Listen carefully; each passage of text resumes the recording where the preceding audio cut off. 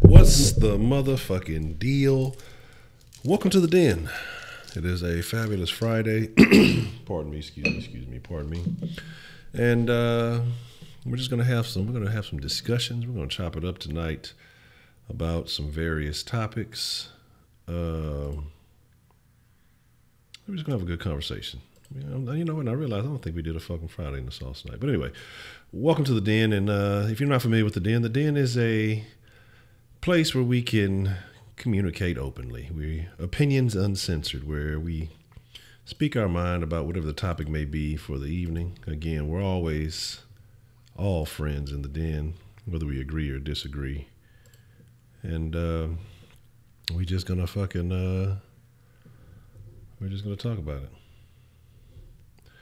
So let's get into the conversation. First and foremost, let me make sure I got the dilly dally on. I didn't have it on. Again, so I welcome you all. I hope you all again are doing well. We're gonna see who we have join us in the den, the friends of the den this evening, and then we're gonna get into some good conversation. Well, I guess I should open up the chat. I ain't even got the chat action going. Ain't that a beer? Yeah, that's fucking disgusting. Why would that even come up on my page? I've never even looked up for anything like that. You ever know you get like some weird videos on your YouTube page and they have like nothing to do with what you're talking about, but for some reason it's in your recommended area. But it's neither here nor there. All right, pop that up. And I need that live chat action because that top chat ain't where it's at. And let's see who we have join us in the den this evening. I see Kyle MC, what's the motherfucking deal? Jajaira, what's the motherfucking deal? Dominic, you're a racist. And 335, my boy holding it down, man. What's going down? I hope you all are well. And again, like I said, we're going to discuss, what's up? Batista, what's the motherfucking deal, man? How you doing? We're going to talk about cultural appropriation. And y'all know sometimes I have, my opinions may not always go with the main stream or the general consensus, but I want to talk about is cultural appropriation cool? And why I want to talk about this is because you guys may or may not be familiar with the backlash that Forever 21 received, I want to say yesterday, about a sweater. Might have been yesterday, might have been the day before. But a sweater, a fucking sweater, a fucking Wakanda Forever sweater. Pistachios they just like little points. I don't even think we really do anything with them. We just steal them and bully each other for them. But I think you can use them for gambling and playing some of the other mini games, which we never ever play. But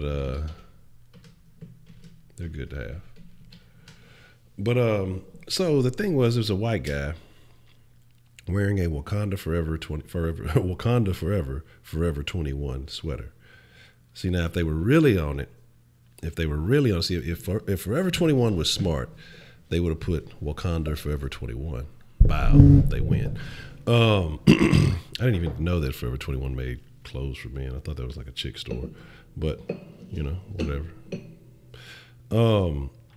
So again, white guy, Wakanda.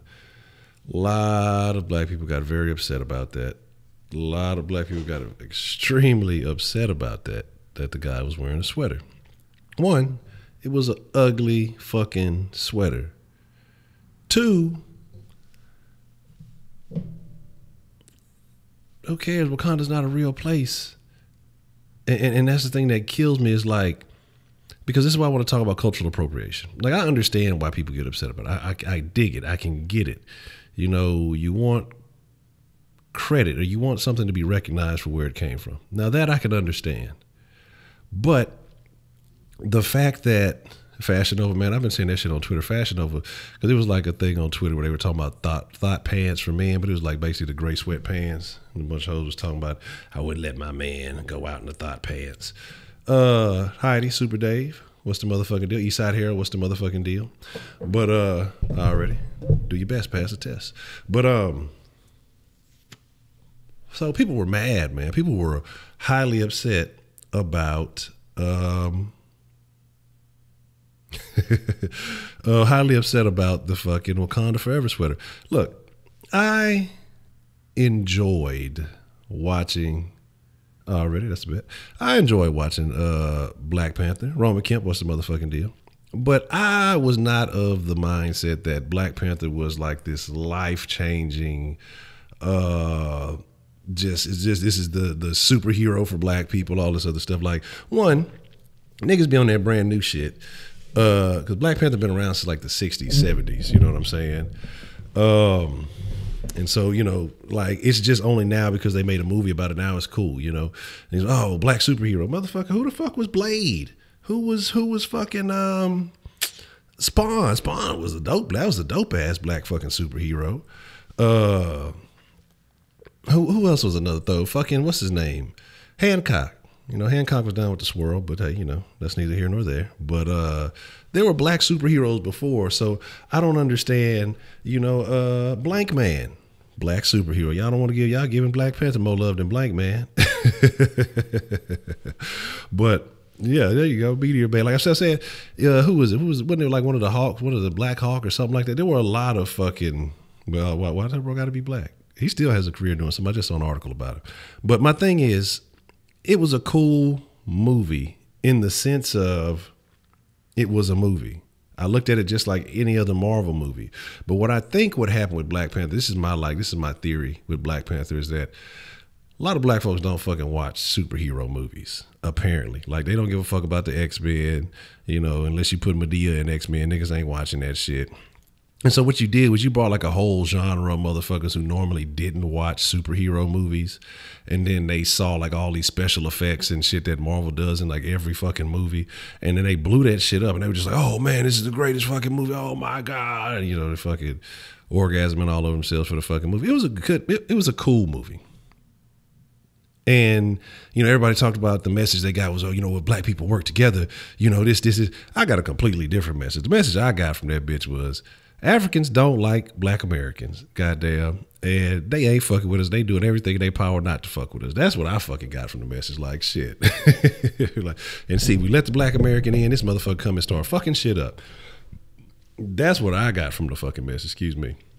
You know, and that's just me personally. But again, you know, some people felt a particular way about it, but I don't think it was a generation changing movie. I don't believe it was a movie that just changed everything. Like, I seen a fucking stupid ass shirt that said East Wakanda Zone 6. Like, what the fuck, now Wakanda's Atlanta now? Like, come on, man, stop with the nonsense. But anyway, getting back to the point at hand, that people were upset because the white guy was wearing, you say you currently seeing both sides, you have Nigerian parents. Okay. And that's what I'm saying. Like, trust me, we're going to get into that conversation. We're going to get into that conversation soon. I'll drop the number on here in a second. I'm actually, look, I was lacking. I had to charge the deadline up. I'm letting it charge for a few minutes while I'm talking my shit. But when I open up the line, it'll be ready. But my thing with that is just like, it was a cool movie, but like, let's not put overstyle. Like, the superhero movie ain't finna save niggas. That's not the message. You know what I'm saying? But anyway, like I said, that's what I'm talking about. But people were mad talking about cultural appropriation, which was one, Wakanda's not a real culture. It's not a real place, but you know, whatever. But I want to talk about it because if you really look at it, if we play by those rules, you know what I'm saying? New Orleans and Wakanda have white QBs, the Wakanda Falcons. But here's the deal. Like, if you really look at it, man, to Africans are saying most blacks are in poverty, and that's my thing. And like, I hear with that, like, hold on, let me make sure I get my notes, because we got a lot of stuff. We got a lot of stuff to talk about on this point. Let me make sure I keep my notes. Damn, I got to write down a bunch of shit. Let me make sure I keep my notes appropriate, man. Okay, because one, like I said, the Wakanda shit ain't real, and people are upset about it, you know, and I understand, but Black Panther was not a movie based off, like, I think a bunch of people like think it is based off the Black Panthers or something. Like, I don't know what the intention was of most people who went to just go see it, because everybody else was like, oh, I'll go see it, you didn't go see it. That's why I deliberately waited for a while, because I just seen all this hype, and you know, I'm a type of person that usually, like, when people just overhype something, I know I'm going to be disappointed. And it was, like I won't say I was disappointed, it was cool, you know, but it wasn't like this just, it was just, you know, all this. I think I like the Logan movie better. But anyway, that's a whole nother conversation. But but talking about cultural appropriation, right? And if that's the case, if we're playing by those rules, then isn't everyone guilty of cultural appropriation? I mean, think about it. You probably have a phone made by, or some type of electronics or something made by a Japanese company. If you own a PlayStation, y'all are traitors to America because y'all are on the Japanese box, okay? So y'all are traitors. Cultural appropriation with the Japanese system. You look at the cars you're driving. If you're driving a German car and you're an American, you're cultural appropriation. You're stealing that German engineering. watches, Italian, who makes the shade, the glass? Who's supposed to be the Italians that make good shades and all that other stuff? Like, my thing is, everything you do, how many white people they kill in the movie? Like 3, if I'm not mistaken. It's like 3 of them. If I'm trying to remember, is it like 3? No, did some more come? Did a bunch more come of them? I don't remember. Anyway, I just remember the fucking couple of them they killed with old buddy. And then he set it off, and then he betrayed everybody and did a bunch of other shit. Say Randolph Engineering and American Optical. Okay, I'm not familiar with those, but I'll look into that. I'll write that down. But again, but every American goes and has something in their home. Everything is not made in America. Most Americans have American flags that are made somewhere in China, or whatever other shit, that's got going on. And so what I'm saying is, cultural appropriation is not a thing to hang your hat on. Like, I can understand wanting credit like that. That's my thing. That's where I can see, hey, giving credit to where it originated from. Cool. I understand that. But as far as getting mad about someone or getting upset because someone, hey, they're stealing our culture. Everybody's stealing everybody motherfucking culture. Like, especially now with the advent of the internet and everything else, everybody is stealing everybody's culture. You know what I mean? The only thing is I can get mad about is them Atlanta niggas stealing all the Texas style, all that Houston shit, and then trying to give credit to all the Texas for it. Look, that ain't how the shit work, man. The Atlanta niggas stole the drip, try to claim it like they came up with it. You got to give Walker his due, his credit. Motherfuckers acting like, oh, how we started this shit. I wasn't even cool with that shit till that shit was already popular. Anyway, Heidi steals jokes. That's what German people do. And again, my thing is, this is like a fucking melting pot, okay? And so that's what kind of happens here, is somebody sees something, they like it, and then they motherfucking capitalize on it. So again,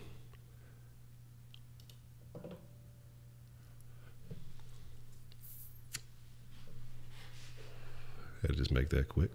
So again, like I say, my thing is, exactly, it's a country of immigrants. People come here to find better opportunity, find a better life. So if you're doing something and I like what you're doing, am I wrong for liking it? Am I not allowed to like it?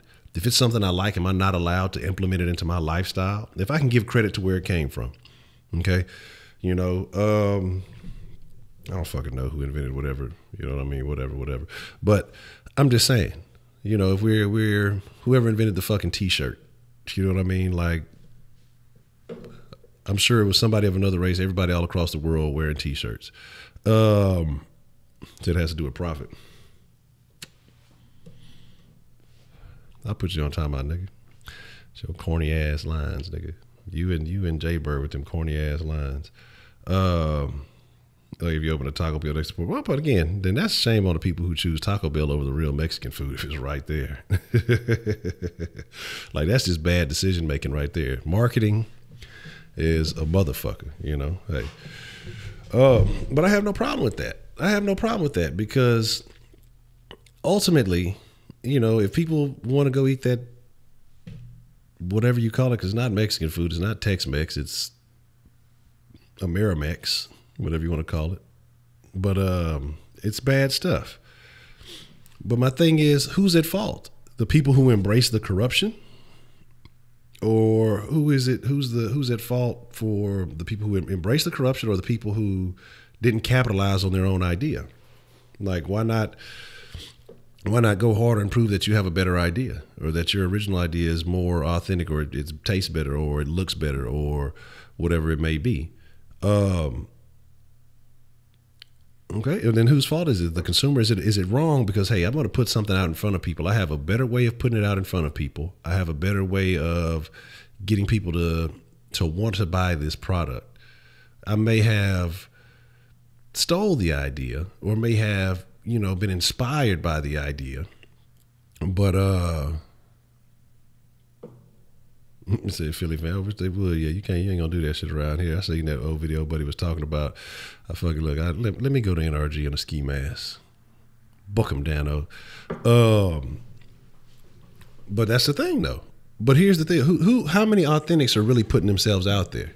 Like, if I see something authentic, I will support it. I will embrace it. But but again, like I said, I will embrace it, but not everybody's like that. Some people are ignorant to the fact. So if you enlighten this person or you introduce this person to this culture or whatever it may be. So what if, okay, let's talk about it, because we talk about, okay, what if this white guy is Forever 21? You being a Forever 21 expert yourself, Heidi. Okay, what if there's a bunch of white people that never watched Black Panther, had no idea what Wakanda even was, but they like the little sweater because the white guy is wearing it? Are they wrong for wanting to buy it? You know what I'm saying? Are they are they wrong for wanting to embrace it? Because I mean, everything is a little bit stolen off everything else, and it's just done with added a little bit of flair or a little bit of a twist, And so my thing is, I don't understand the anger behind it. And here's the thing. No, here's the deal. I can understand the anger if you created it and it was stolen from you. If you were the individual who said, okay, I made this style, I created this culture, I made this whole thing, and then, big whoever came and stole it and then made it into a thing. But if you're just a person who saw something that somebody else did, you didn't make it, you're not going to buy it from the other person, you're not really participating in any kind of way, why the fuck get mad about it? And that's why I say, like, most people apparently people just don't have enough going on in their lives. They find all this bullshit to get mad about all the time. Like, my thing is this. Hey, okay, Forever 21, most of these motherfuckers don't even shop there. Like I said, I didn't even know they made clothes for men at Forever 21, so that was a shock to me. So if you don't even support that place you don't support them in the first place, who gives a fuck? If a bunch of people around here wearing Wakanda Forever sweaters, why give a fuck? Because here, one thing you hear, and this is why I say, like, especially toxic Twitter, because you have one side of people who are on the side of, well, and I'm just use black people for instance. It's all racist because they had the little Asian chick who got mad because the white girl wore like some type of Asian dress to prom. She blew that whole thing out of proportion. So it is what it is. But I'm just using black people because these are my people. This is who I fuck with, and this is who I talk to most of the time. And and I'm just knowing conversations that have been had personally or engaged in. So I don't know all about that. But okay, so like talking about my people, my blacks, my folks, my Negroes, all that other stuff that gets us offended. But fucking with my people, and people say, well, white people, they stole this from us. Okay. I can understand you being upset about that. I don't know if you created it, but if they stole it from you, even though you've never worn that do, you've never rocked it, you've never done it, but they stole it from you. Okay, whatever. Or getting mad because, oh, white people don't understand this or understand that. But when they embrace the culture or they try to get into it, you get mad at them for it. Or we get mad like about the white people in rap music. I don't know if people realize that white people buy all the music, the music. White people buy all the rap music. Like, come on, let's be honest. Niggas was bootlegging the fuck out of it. Like, it could be your favorite artist. You're going to bootleg the fuck out that shit. It's the white people that's going out and selling and buying these fucking albums. Niggas, I'm not saying every nigga's just buying it. It's niggas who going to support. But if you coming from an urban environment where niggas is just getting it in how they can get it in, there's a reason bootleg men, well, that's even when I was bootlegging, allegedly bootlegging a long time ago, there was a reason I was eating. Because people wasn't tripping on going and supporting somebody. They were more concerned with, fuck it, I just want to hear the shit. You know what I'm saying? And so my thing about it is, you can't get mad if you don't truly support it. You can't get mad if it's not something you really engage in. And I think that's the problem. That's what happens with a lot of people. They get mad about something that they really have no stock in. I talk about skin in the game. And a lot of the times, like, we're getting mad about things that we have no skin in the game. Like the little Asian chick getting mad about the chick wearing the little kimono Asian dress thing, whatever. Probably, okay, maybe she ain't want to look like all the rest of the white girls. Maybe she wanted to look like in her own style. Maybe she wanted to look like whatever she wanted to do, Like maybe she felt like I like this. I saw this in the Asian culture. I thought that it would look good on me and I want to wear it. You know what I'm saying? Like, I don't comprehend. And okay, and I get what you're saying there with Josh, but whose job is it? Like, is it niggas who continue to support them and their promotion of niggas who make ignorant music? Because I think Cardi B is terrible. I don't listen to her music. If it comes on, if she on a verse, if she's a feature, I'll turn the song. Like, I don't support shit I don't like. I won't listen to shit I don't like. Like last night we was talking about some throwback shit, and Jay Dizzler mentioned that fucking Laffy Taffy. If I heard the song start doom doom doom doom doom, if I had control of over the audio device, I'm cutting that shit off. If I'm in a place where I don't have control, I'm walking out. I'm not listening. Like, I'm not finna fucking fuck with shit that is right. But Cardi B doesn't identify even as a black chick, and that's the funny thing about it. Like, because again, she identifies as a Latina or whatever it is, and so that's what kills me is like, motherfuckers be so mad about one thing. They mad if it's not what they want it to be. It's kind of in the same sense of what we're talking about. It's sexual harassment if it's a motherfucker that's ugly, but if it's a motherfucker that's attractive to you, it's flirting. You know, and it's the same way with everything else. If people like you, it's okay. If people don't like you, then it's a bad thing. We see it all the time with the left and the right. Person on the right, if you're a conservative, gets accused of sexual harassment. Well, it was a long time ago. It wasn't that bad. It wasn't this big of a deal. Person on the left gets accused of, oh, see, look at this motherfucker. He should be ashamed. This is what y'all supporting, and you know, and it's like, and vice versa too. You know, left to right, right to left. Because I'm not picking no sides. Because I'm looking at everybody. I'm pointing at everybody, laughing at everybody. But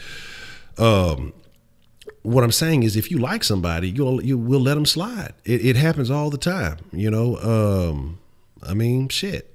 Look at me. If you look at the OJ situation, niggas know OJ did that shit. OJ did that shit. Ain't nobody tripping, because if you fuck with OJ, you like, man, you know, shit, they ain't proven guilty. But then you have a whole other contingent of society just like, that fucking murderer's walking around, he's a goddamn murderer, you know. Oh yeah, and he's innocent by the letter of the law. And so if they didn't prove him guilty, of course, he's innocent. Now, this nigga writing books and shit about shit, you know, it is what it is. But again, so like I'm saying is, you said the argument, Cafe is what? Meg Thee Stallion is up next. Who's Meg Thee Stallion? But like I say, you know, but there was a thing that people were really upset with. I think what's the fucking fake booty bitch?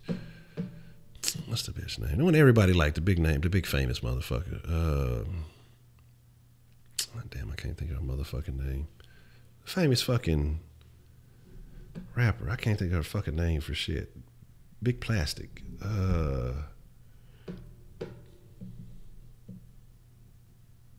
And she's like the most popular rapper right now. I can't think of her name for shit right now. Fucking Minaj, Nicki Minaj. God damn, I couldn't think of that fucking no twerking ass. Yeah, Nicki Minaj. And you know, I couldn't think of that bitch for shit. Like I said, if I don't like you, fucking me. If I don't care for it, I don't fuck with it. Like I don't. Again, we talk about diet. Don't allow shit in that you don't want to consume. Don't let it into your mind. Don't let it into your thoughts. Don't let it into your body, you know. But they were mad at her because apparently she wore some Asian shit on stage. You know what I mean? Then, you know, Bruno Mars, he gets approved. And Bruno be jamming. I like Bruno Mars' music. He got a nice little jam to him. You know what I'm saying? He got a nice little vibe to him. Mad at him because you know, he's culturally appropriating, you know, black music or whatever. It's just like, do I fuck with any black female artists? Old school ones. I don't like the new ones. Like Lauryn Hill is one of my favorite artists, period, like female or not, till she kind of went crazy, the pre-crazy music. Let me see, who else went pretty hard? I like real artists. Erykah Badu is probably, she's a very interesting artist. An artist I like though. Jill Scott, I haven't seen the mic work, but old Jill Scott, I haven't listened to too much of her more recent stuff, but I've liked her music. Like I have no problem with her music. I'll tell you who I used to like. They had a couple of songs, and they weren't the most attractive women, but they would have got the business. All they would have to do is sing to me. They would have got to work. What's them hoes name? Floetry. Floetry would have got the bit of just, yeah, say yes. Yeah, say yeah. I'm going to say yes, all right, motherfucker. But yeah, and that's what I'm saying, man. And so ultimately, it's like, you know, and people just say, well, one is cultural appropriation, one is cultural appreciation. Well, what's the fucking difference? If I like it, then I appreciate it, right? I'm not sitting here saying I created this shit. I started this whole trend or nothing like that. Like, ultimately, I'm a person that believes in letting people do what they like. I'm not trying to hinder nobody as long as you're not, you know, disrespecting me. And I think that sometimes people can take the level of disrespect too far. because it is what it is. Because, but especially when we're talking about black females, like, and this is where they stop on to have the conversation, because aren't you culturally appropriating white or Asian or whatever when you putting that fucking fake ass shit in your head? That's sound like cultural appropriation to me, because there ain't too many niggas, ain't too many females that's just with the straight hair, you know.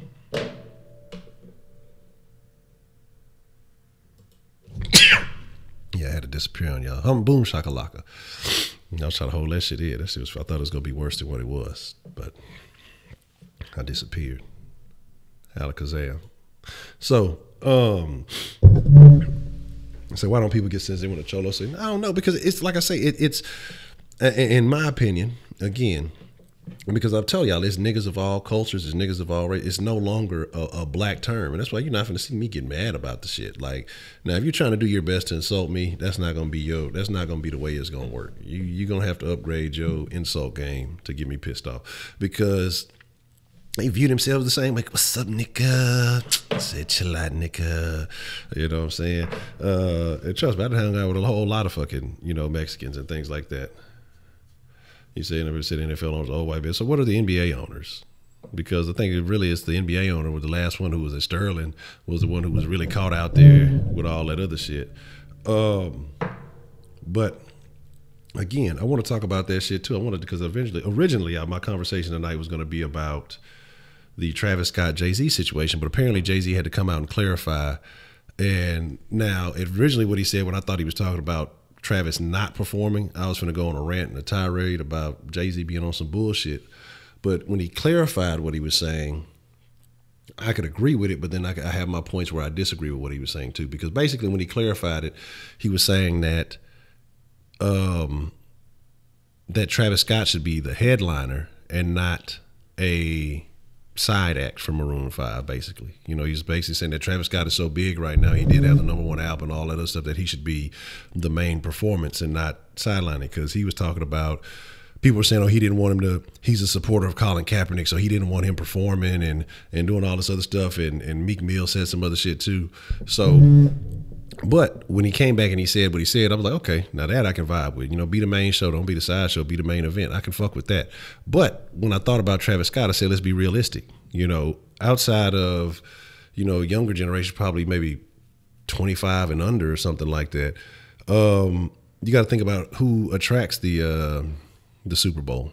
I mean, what the Super Bowl attracts. Billions of people are going to watch from all backgrounds, from all fucking cultures, from all everything.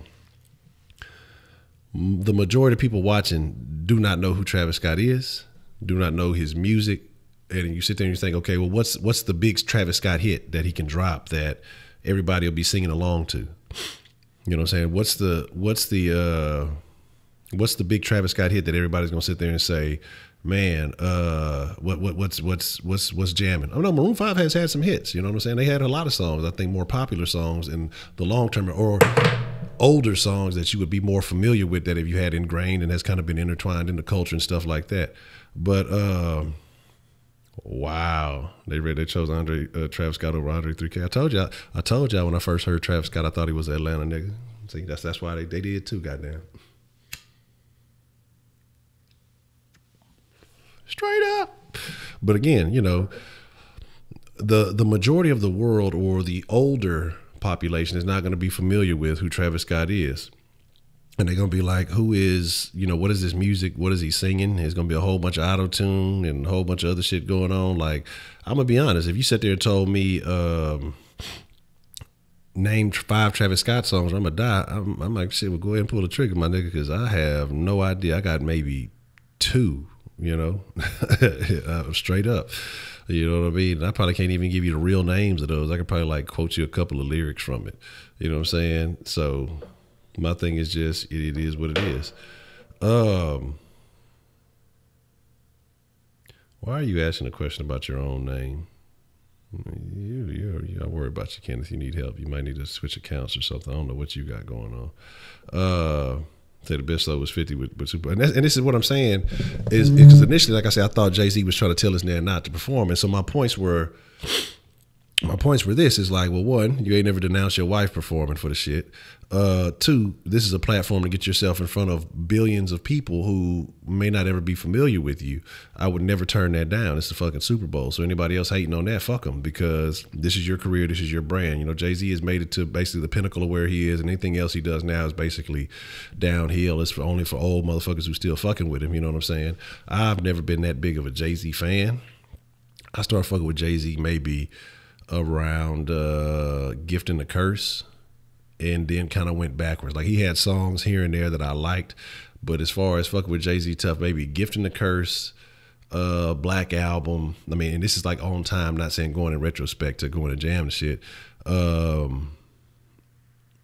And maybe one other album. But like I say, as far as when he dropped Big Pimpin' and all of this, I wasn't a Jay-Z fan. I wasn't really like, I've never really been big on Jay-Z. Talk about cultural appropriation. Happens all the time in rap music when you appropriate each other's lyrics. You know, this culture from this Southern style, that these East Coast niggas come steal the Southern style. Everybody sound like Houston. Everybody sound like Atlanta now. Drink was not a nationwide thing. People might have been doing it, but the culture was from Houston. Now everybody sip lean. Everybody sip drink. Everybody screwing up their song still and all this other shit. It's just like, you know, this motherfucker talking about chopping blades. You know, and niggas in New York didn't even know what blades were. You know, they was like, what are BLAD? What does this mean? You know what I'm saying? They had no idea. That was a Southern culture, and he implementing all this into his rap. So, and this is what I'm saying, like, everybody steals everything, and consider that shit as a compliment to your culture. If you a Drake fan, Drake has stolen everything from everybody, from everywhere, but then motherfuckers will swear up and down he's the greatest artist. These same motherfuckers who will be crying about cultural appropriation have no problem with Drake, because this nigga steals everything. He stole from the island folks. He stole from the West Coast. He stole from the East Coast. He stole from the South. Like, it's just, yeah, he corrupted and made it trash. Like, Drake stole June 27th. Like, that's the first thing that he came. That's why I've never really been a Drake fan. I was like, who is this nigga to come out with the June 27th? And no, he's not. He's Jewish. He's not black. He's Jewish. All right. So there's that. You know, it is what it is. My thing is, and that's what I'm saying. It's like, motherfuckers will take this motherfucker like he's some type of gangster or some other shit is just some old throwed off shit. Like, this dude had a little yarmulke at a bar mitzvah and all that other good shit. Not hating on the Jewish people, but I'm just saying, like, let's stop believing that this dude is some type of something. You know what I'm saying? I'd be expecting him to come out with the little curly shits on the side of his head. Like, I'm waiting on that shit. And so, yeah, Houston, Atlanta, Vegas. I mean, that's the name of what that tells you right there. I'm combining all these stuff. I'm combining this Houston, Atlanta shit, and I don't know what they doing in Vegas, but, and yeah, he stole the whole American culture and made it cool to be Canadian somehow. But he wasn't even proud of being Canadian until like Tory Lanez and a couple other niggas took off and were proud of being Canadian. And then he started claiming Canada. No, yeah, it's the six. I was calling it the six. He stole that from some nigga on the street. Like, come on, man. Like, you got to be aware of the shit that is really going on. You know what I mean? And I think a lot of people are just happy to be at the party and not really paying attention. What the hell?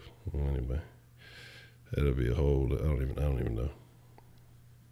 In the NFL, they got a bunch of, like, and LeBron. Like I said, here's my deal too. Like I said, it's a bunch of goofy shit, man. It's a bunch of real goofy shit.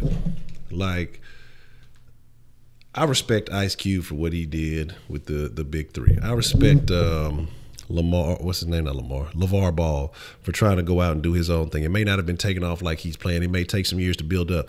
But there's been plenty of athletes with plenty enough money to say, hey, you know what? Maybe I'm going to take some of this cash, or maybe I need to holler at a couple of these other players, and let's put some fucking money together. Let's Jackie Moon this shit. Let's play for, coach for, and whatever else, our own teams. You know, we can get venues. If anybody else can get a venue for a concert and all this other shit, you can too. And sell tickets, you know, organize our own leagues. It could be done. It's a lot of things that could be done, but instead, we want to complain about the league that somebody else or some other people started, some other people did, and say, fuck it. There's a lot of talent out there. Motherfuckers, like, if motherfuckers will sit here and watch a college football game, right?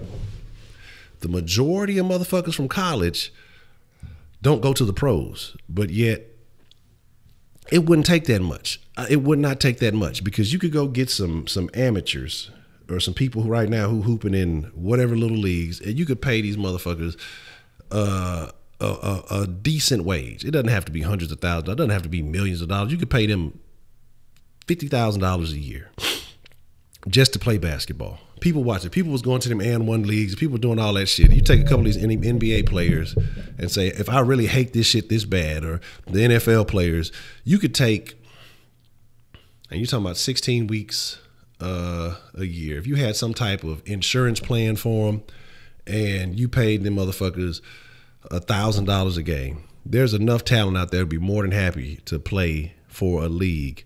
And you get however many other motherfuckers, again, it's, you can go buy a chain on that. You can go buy cars and do all this other shit. The same amount of money you buying this frivolous shit for, you can motherfucking make this shit happen. And again, sell merch, brand it, especially with all these millions of followers everybody has, especially with this new wave that we have. You could easily go brand this shit and build your own shit. You know what I mean? But people don't want to do that because, oh, where's the money at? In the big leagues. You don't want to take the time to say, well, I don't want to say, well, I'm going to have to waste my 4 or 5 years of my life, maybe 10 years of my life building this fucking league up, and I could be missing out on money I want to get. So with all that shit sounds good, but ultimately that ain't what people want. It sounds good to complain. It sounds good to say, well, I just want to be a part of this other person's league because all the money's going on over here. But if you really feel like that, when you become a part of that league, you become a part of all the history in that league. You know what I mean? We don't want our own stuff. We want their stuff. And that's the problem.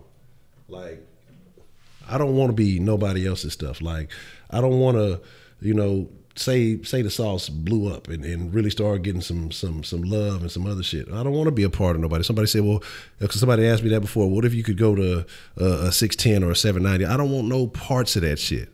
You know what I'm saying? I don't want no parts of that shit because I don't want nobody to be able to say, well, oh, the reason, he really blew up is because, he worked for us or because of all that. No, it was because motherfuckers got it out the mud and put the work in on his own, right? And again, I don't care how long it would take. You know what I mean? Because you'll be surprised some of the interesting propositions that have come from behind the sauce. And I don't feel like it's anywhere. You know what I mean? And a lot of things that I've declined and I'm not even fooling because I don't feel like it's anywhere. I don't feel like it's in a position to where I want it to be represented. But it's about me building my own thing and not having anybody say, well, the only reason he did it is because he went over here, whatever. And so everybody else has that same opportunity, but people don't want to do that shit. You know what I'm saying? Wow, Bryce going to the doctor. Interesting. So again, ultimately, and I guess I could, let me switch this up. We finna get ready to open up the line and all that because I've been running my mouth talking shit. I'm finna open up the line in just a second. Let me readjust.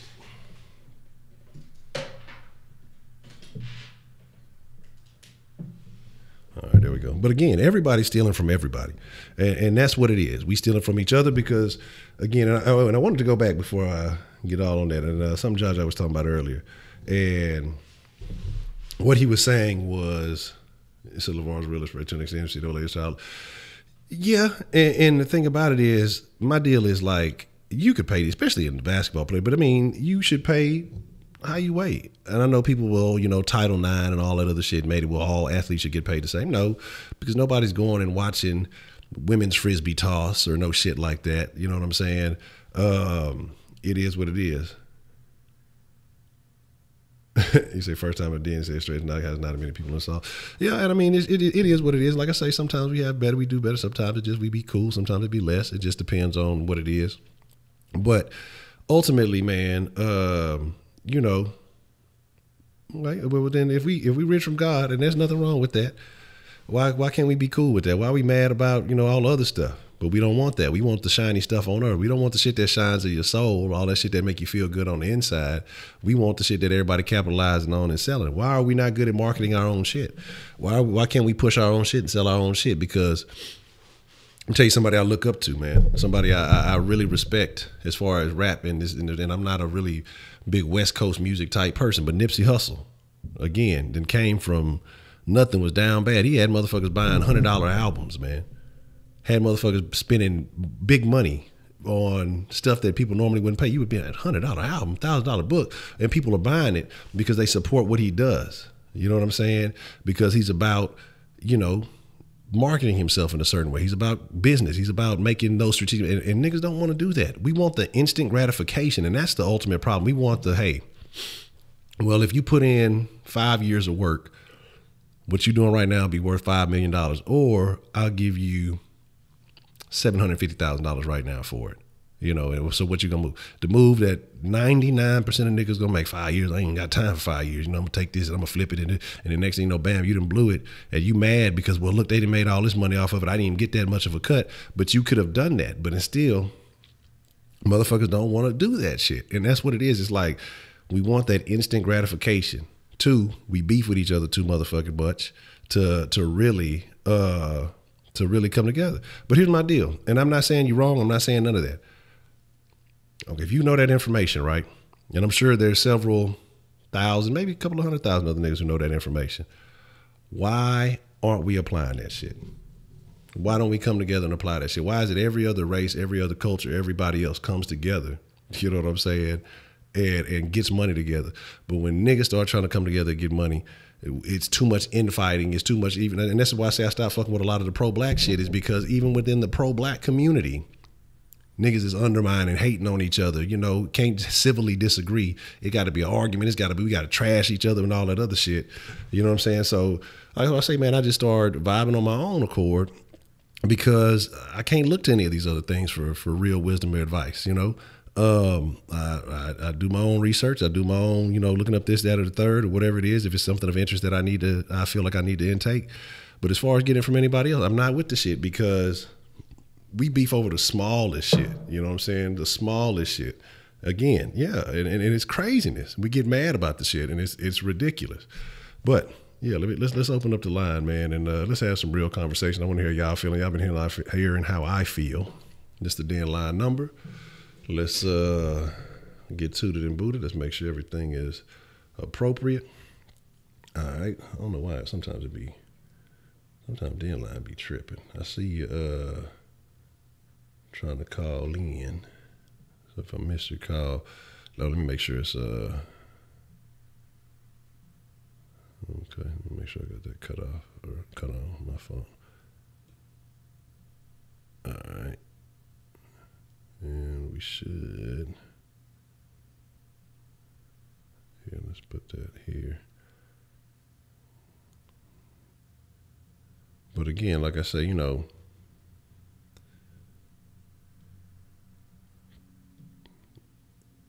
it's too much beef and too much, you know, this, that, and third. Or you know, if somebody has a different plan, then niggas get mad, or we can't agree, we can't come to,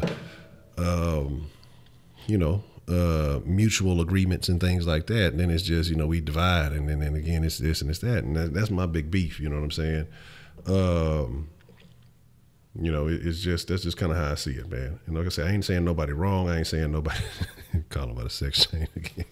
I ain't saying nobody wrong. I'm not saying nobody right, but I'm just saying I can only give you my perspective. I don't judge nobody, for the most part. I don't judge too many people. And I try to think about what I'm saying when I do judge people. But, you know, that's just how I see it. And again, ultimately, I'm not finna get mad over somebody taking some shit, especially if I didn't create it or I didn't market it. You know what I mean? If I didn't try to put it out there to say, why are they not coming through? I see the calls coming in, but for some reason they're just not coming through. Let me see here. Let me see.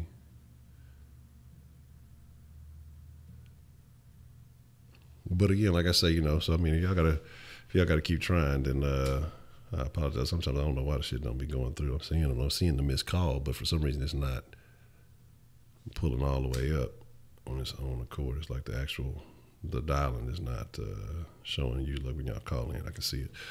But you were talking about Africans and disappointed in, you know, the impoverished Black Americans.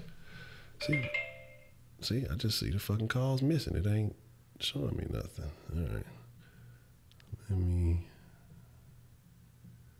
Let me see if there's something in these, if I got the wrong settings or whatever on here. Let's get this problem figured out. Okay.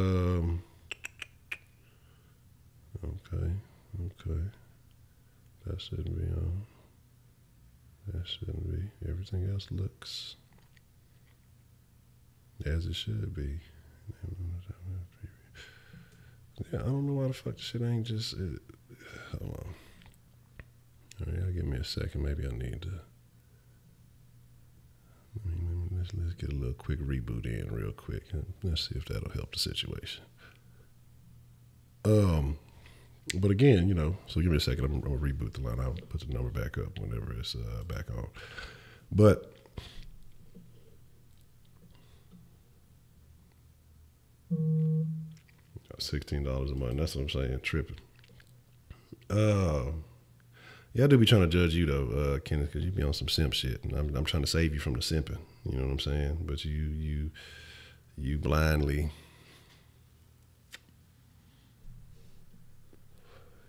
Blindly walking into the darkness. You confident in your simpistry. Come on. No. What's my fucking code? I think that's it. I use my damn finger too damn much. That's what she said. All right, let's try this shit again.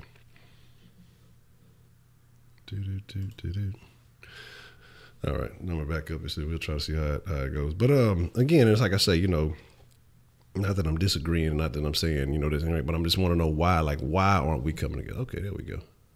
What's the motherfucking deal? Who we got calling into the den this evening? Hold on, okay. I'm sorry, who was it? It's your boy Roman. Roman, what's the motherfucking deal, Roman? What you want to drop in the den this evening? Is this your first time calling to the den? Yeah, it's my first time, man. It's like, I always see it, but, you know, I don't know, I'll be forgetting it. It's no disrespect to you, Honcho. It's just, you know, start watching videos on YouTube. You get forgetting, but, man, yeah. I'm going to start watching, bro. That's all good. It's all good. I'm just making sure. Okay, well, welcome to the den. You're officially a friend in the den. What you want to drop on the den line, man? Well, I see people in chat giving me love, but thank you. Keep voting for Provo, but to get on serious, you know, but culture appropriation, I agree with you, Honcho. I think some people use it in the wrong term. You know, when I think of a culture appropriation, I don't think of Bruno Mars. I think of a person like Elvis. I think Elvis was a good example because I felt like he was a person who was around the 60s and the 50s, and he was around doing the James Browns, the Nat King Coles, I forget that nigga name. He was doing around all, you know, the soulful black people when soul was the main focus of black people, and I felt like he stole that. He took it to a white market. And he sold it, and he made big money off of it. I mean, that's what he did. Elvis didn't have a sound to me. You know, I felt like he saw that shit, he liked it, and he said, that's the shit I want to use. That's the shit I know. And, you know, even with me, I'll be honest with you, Honcho, I like 80s music. Yeah. I fuck with people like, you know, like a lot of 80s music. And you know what? I like white artists from the 80s. I like the Hall & Oates, the Michael McDonald, the Kenny Loggins. Yeah, that's the Hall & Oates legit. That's the shit. Yeah, man, it's like I fuck with shit like that. That is what I listen to. You know, I don't think that makes me a cultural appropriator just because I listen to that shit. I don't mind when white people listen to black music. So let's be honest. Are we gonna call Tina Marie a cultural appropriator? Are we? She's black to me. I know she white, but Tina Marie's voice was so beautiful. God damn it, that woman was black. Yeah. You know, her and Rick James. Come on. You know, I mean, it's crazy, man. So I think people just use it in the wrong terms. You know, I like Black Panther. I did. I got a post in my room right now. I really did fuck with Black Panther. I think it taught a good message, but I get what you mean. You know, I've always been a Marvel fan. I always love Marvel. I love Cap. I can name you 1,000 superheroes. I ain't gonna go on forever, but I can. And Black Panther is not, and I agree with you said, Black Panther is not the only black character. I think Black Panther drew in, people just saw Black Panther, just saw a black guy and said, oh my God, I'm gonna watch superhero movies. I'm gonna go watch it. I'm a Marvel fan. I'm a black people fan. And so I already liked Black Panther, you know, and I really did like the movie. Yeah. And I feel like it was things in the movie that I do think black people need to understand. You know, I do like Killmonger as a villain, and he wasn't even the villain; he was more like anti-hero. Then when you look at somebody like T'Challa, I would say they're like a Martin Luther King or Malcolm X. It's like Killmonger was more Malcolm X. He was more a little firm, but what he's saying wasn't 100% wrong. But he didn't draw in the more crowd, which T'Challa ruled with more of a peaceful manner. He ruled with more, I'm going to go by peace. So I like the undertones they taught, but I do think it was overdid, and some people just didn't know what the fuck they was talking about. So, you know, I think people just know how to use it correctly. Bruno is not culture appropriate to me, because you know why? He even said, now, he uses a New Jack Swing type sound, you know, so he, I don't call him culture appropriated because he gave respect to those artists that from the New Jack Swing time. He even said in interviews, you know, I want to come out like this, but you know why? The industry said I need to come out with a different flow. So, hey, that old Bruno Mars shit, the grenade and all that shit, and that was jamming. I like that Bruno Mars too, but this Bruno Mars was, I think, a Bruno that he always wants to be. So, all I'm saying is, people gotta know what culture appropriating really is, what it really means. You know, like I say, I listen to a lot of that white shit. I ain't gonna lie. Ambrosia and all them niggas is white as hell, but they jam. And black people too. You know, I fucks with, of course, the Marvins, the KDP. I love Teddy Pendergrass. And, you know, just good shit. So I think people just know when to use it and how to use it. So that's all I got to say, Honcho, man. I'm happy to call into the den. I'm going to keep calling, man. All right? Alrighty, man. Appreciate it, Roman. Very good call, man. I appreciate you calling in. Hey, you're welcome. Already. See, look, Roman hit on some artists y'all don't know nothing about, man. So you look, y'all say, what? I'm bro, I'm Terry, who, what? Who? Yeah, y'all gotta look, go get your history on. And so my thing is this, and I agree, and I think that's ultimately what it is. You know, give credit where credit is due. I don't think that you can't implement these things into your lifestyle. What's the motherfucking deal? Who we got calling into the den this evening? Hey, what's up, Honcho? This is Ernest. Ernest, what's the motherfucking deal? Ernest, what you want to drop in the den this evening, man? Man, I got a few things I want to drop real quick, man. First and foremost, on the aspect of Black Panther, man, it's like, look here, man. They always gonna push the peaceful narrative, but they don't ever really push it to themselves or apply it to themselves. But they want to push it in black culture. You know, it's kind of like back in the days where you had Malcolm X and MLK. Well, they hated Malcolm X because Malcolm X was talking about, hey, you don't need to integrate. You need to separate and do your own thing, build your own community, you know, build your own industries. They hated that, bro. So they viewed Malcolm more as a threat, because what integration did for black people as a whole is opened us up to exploitation. You know what I'm saying? I looked at a survey a while back. If black people was a nation of their own, just in America, we'd be like the 10th richest nation on planet Earth. But guess what? All the money black people got, guess who it go to? Not to black people. But anyway, that's just another note, a little side note. But on the aspect of something else you touched on, man. All right, I want to give a Tupac quote real quick. Tupac said, in I Wonder If Heaven Got a Ghetto, he said, for the first time everybody let go. Now the streets is death row. I wonder if heaven got a ghetto, right? Yeah. For the first time, everybody let go, man. That is deep. If you think about, see, Tupac understood his history, man. Tupac was raised. His mama was original Black Panther, was a part of the Black Panther 21 case, went to trial, represented herself, got her and the other 20 Panthers off. His godfather was Geronimo Gijaga, known as Geronimo Pratt, who was a political prisoner for several years. So I just throw that out there, the type of people that raised Tupac, man. So when he said this in his song, you know, he understood that from the time black people got off the slave ships in this country, if there's one thing we always wanted, it was to be free, man. To truly be free. And we always struggle through it all, bro, through the lashings, through the lynchings, through the rapings, through everything. We struggle and we never gave up hope. Well, you fast forward to the crack epidemic, and that's what Tupac talking about. For the first time, everybody let go. Nobody care now, bro. You know what I'm saying? Even with what I'm saying now, bro, like if to a person that has logic and reason, they'll understand, be like, dang, you know what I'm saying? I feel that. But to somebody who only care about themselves, don't really know their history, don't respect the sacrifices that their ancestors made so we can have the opportunities we got today, take it for granted, that's going to go on one end out the other. Yeah. Now, it took me years to realize what I just said, bro, because I used to be optimistic because at one time I was dumb. I didn't know what I know.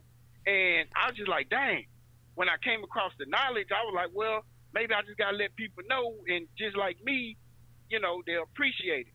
It don't work like that, man. You know what I'm saying? And I wish I had the answer why, but I don't. You know what I'm saying? So that leads me to cultural appropriation. I had a conversation with somebody one time, and they said Pow Wow was appropriating black culture. I said, nah, not Pow Wow. And I'm going to tell you why, bro. Pow Wow grew up in the hood that he represents. I want to say, he say Southly, I think. Yeah. You know what I'm saying? This dude was raised in black culture, bro. So it ain't like he just came from the outside, realized, man, I could make money off these grills, da-da-da. If he'd have did that, yeah, you appropriating black culture. But he came up in black culture, man. So people like that, bro, I don't think that they're appropriating the culture because they are a product of the culture. You know what I'm saying? Now, it was another point I wanted to make about that appropriation. What I was gonna say, man, but it is people, bro, who do, like, for example, black people started rap music, man. Yeah. And people seen the money that can be made, like back when the NBA was doing their thing, and they finagled their way to take over the business, the industry, and kind of like control the message, control the waves, bro. And that's why every time you see, it's always, when you listen to mainstream rap, it's always some dumb lyrics that's coming through the airways, man. You know what I'm saying? And I think this is the highest level of appropriating black culture, because that leads me to my final point, Honcho. And I want to know if you agree or disagree with this. But I think the mainstream culture in black America today is an artificial culture. Yeah. It ain't real, bro. It's artificial. It comes from television. It comes from mainstream over-sexualized music. You know what I'm saying? And this is what we have. Because I believe, looking at history, bro, that real black culture was all about struggle, was all about working together, was all about, you know what I'm saying, uplifting one another. You know what I'm saying? But you got to go back in the history book to really understand that. And that don't get talked about enough. And that's one of the things that frustrate me, bro, with our modern day culture, is because, like you was touched on, Nicki Minaj, you got these chicks walking around here with fake everything, and people idolizing it, bro. You know what I'm saying? Whereas you got natural women, bro. You know what I'm saying? Naturally beauty. They ain't got to add nothing to it, and you overlook them. You talk down on them, but the chick go throw some synthetic weave in her hair, and it's like you giving her props, but she's artificial. You know what I'm saying? She ain't authentic. Nah, to each his own. I'm with you, bro. If that's your thing, that's your thing. But I'm just saying that on another angle, I guess I'm kind of going somewhere else with it. I'm going to let you go, bro, because too many times we complain about black women putting fake eyelashes and fake contact lens and fake hair. But guess what? That's what a lot of us males want in this artificial culture that we got, bro. So I can't blame them when, you know what I'm saying, if you try to put some knowledge on, you know, in their brain and say, hey, man, you beautiful the way you are, man, real talk. You know, it might be different. But until we as the men accept our women for who they are, then, bro, it's going to be a revolving door. That's what I got, Honcho. Appreciate it, man. Man, Ernest, another fire call as always, man. I appreciate it. That was some heat. Ernest dropped some heat on us, man. Man, so many points to talk about, especially on between the last two calls, man. And I'm going to piggyback off the last thing Ernest was saying because I was watching a video earlier. Because I'll tell you about that MGTOW shit, that men going their own way. And like, I understand their premise, but I don't necessarily agree with them because I think a lot of that is niggas who don't, or dudes who don't know how to truly, and I'm not saying you got to control your woman, but you don't know how to set the standard, set a hierarchy in your home. And so you got them, these dudes complain about everything, and women do this and women do that. Well, here's the deal. If you lay a foundation for your situation, then you won't have those problems again and again, like I say. But but what he was saying is, because I was watching a video, and this looks like it was maybe the early, I don't know, maybe the 2000s, late 90s or so. I don't know. It was a show, the Rhonda Show or something. It was a black lady. She had a show and had a bunch of other black women on the stage, basically, and they were talking about relationship struggles. And some of these were single moms. Some of these were women. They had good careers, and yeah, they was talking some bullshit. But just some of the comments about it, some of them had like some little perms or whatever. Some of them were natural, whatever else it may be. Now, they had their flaws. They definitely had their flaws, but let me take this call real quick, and then we'll get back into that. What's the motherfucking deal? Who we got calling on the den this evening? Yeah, this Kenneth. Kenneth. Interesting. Kenneth, how are you doing this evening? What would you like to drop in the den tonight, Kenneth? Man, I'm doing very well, but I got two questions that I wanted to ask you. Number one, I wanted to see, like, what are your thoughts on Meek Mill telling Travis Scott not to perform at the Super Bowl halftime show? Because I know you kind of talked about it earlier, but I was barely just getting into the stream, so I kind of missed a little bit of it. And the other part of it is, it has nothing to do with the topic at hand, but I think you were talking about it earlier, but, like, why is it that black people have a hard time supporting each other, Why do you think that's that, Okay, all right. But that's all I wanted to ask. Okay, we appreciate the call, Kenneth. I'll touch on both of those topics, man. Appreciate it. Already. The Meek Mill situation. That's a tough one because I already told y'all Meek Mill had a chance, I think, to go holler at Trump to talk about prison reform and all that other stuff. And I know people like, don't go talk to Trump, because Jay told him, don't go talk to Trump, this, and the third. But my thing is, if Kim Kardashian can go take her silicone-filled ass up there and chop it up with him without ever having been in that situation, and get, a couple of people freed, a couple of people who are on life sentences, get those sentences commuted and everything else. I'm not saying it would have been changed, but you seize every opportunity that you have, to make it happen. But niggas was telling me, don't go talk to Trump, don't go do this, don't go do that. Cool, fine, whatever. But as far as him telling Travis Scott not to do it, I don't understand that, because again, like I say, you only have so many shots. You're trying to build your brand. This is most likely a once in a lifetime opportunity, because I'm sure if you reject them once, it'll be you'll be rejecting them forever. And again, it's a lot of that ties into that liberal mind frame. It has part to do with it. And what I'm saying is, because you saw, who was it? Who's that one? Heidi's favorite comedian. Amy Schumer talking about, well, I wouldn't do the Super Bowl. Nobody asked you. I'm not going to do any Super Bowl ads. And nobody asked you. Didn't have anything in the work. Nobody was talking to you about doing that. She just had to chime in because some other people were saying that, about whatever. But my thing is, ultimately, I look at it like this. You go out, you make music, you want to be on the highest stage, the biggest platform. Now, like I said, I talked about it earlier. I thought it was Jay-Z was telling him not to, but Jay-Z was basically saying that he should be a headliner and not the side act, basically. And I can agree with that. Here's the thing. And this is what I was talking to my old lady about, because we were actually talking about this earlier. We as black people got to stop expecting other black people to be the saviors, the heroes. We got to stop expecting other black people to sacrifice what they have going on to come save the rest of us, because the majority of us ain't willing to stop doing a thing. Because if that was the case, like Ernest was talking about the weave and all that stuff like that, he was mentioning about being the 10th richest nation and all that other stuff. 9 billion, I'm pretty sure it's been increased since then, because the more you have them getting old enough, the more of them that are buying it. 9 billion, this was a few years back when I had this stat, that was $9 billion a year on black hair. black women's hair, because there ain't enough niggas. I'm sure it's a couple of niggas doing that, but it ain't enough niggas doing that type of shit to take all that. Black women's hair and hair care products, hair care, whatever, not for natural stuff, because you're starting to see some of these, natural's becoming a trend now. Some of these companies trying to dive into that too, but $9 billion to go buy something that ain't you. You want to talk about cultural appropriation? You spending $9 billion on cultural appropriation.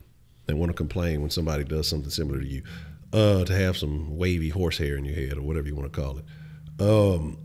Imagine what that would do if that was recycled in the community. The Asian dollar flips, I want to say 9 times before it ever leaves the Asian community. The Mexican, Hispanic dollar, whatever it is, I lump everybody, all the Latins, y'all all Mexican. I don't care if you like it or not. It's easy for me to say it. Flips 8.5 times. I want to say the Indian, no, maybe the Indian dollar is 8.5. I think the Mexican is 6 times.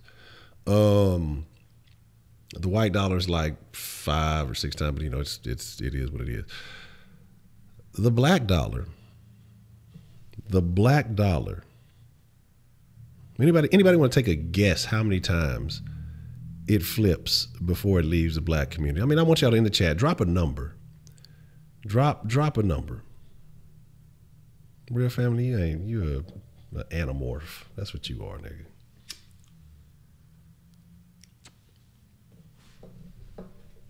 I see a -1, a 1. I see a 2.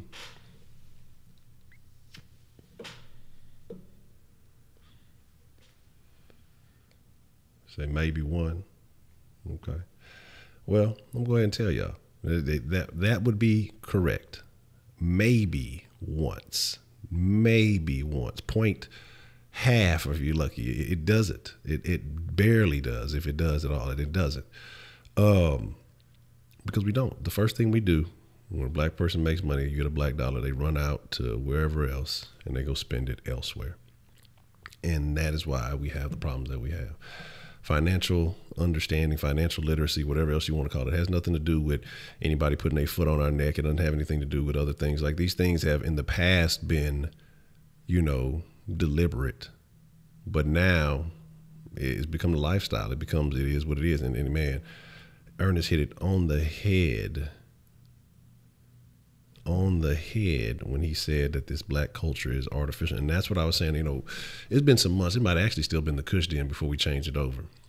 But I was saying that, and somebody had got upset with me because I was saying black people don't have a culture. Because we do not. We don't have a culture in America. There is no black culture in America. The shit that we praise, the shit that we love, the shit that we embrace is trash.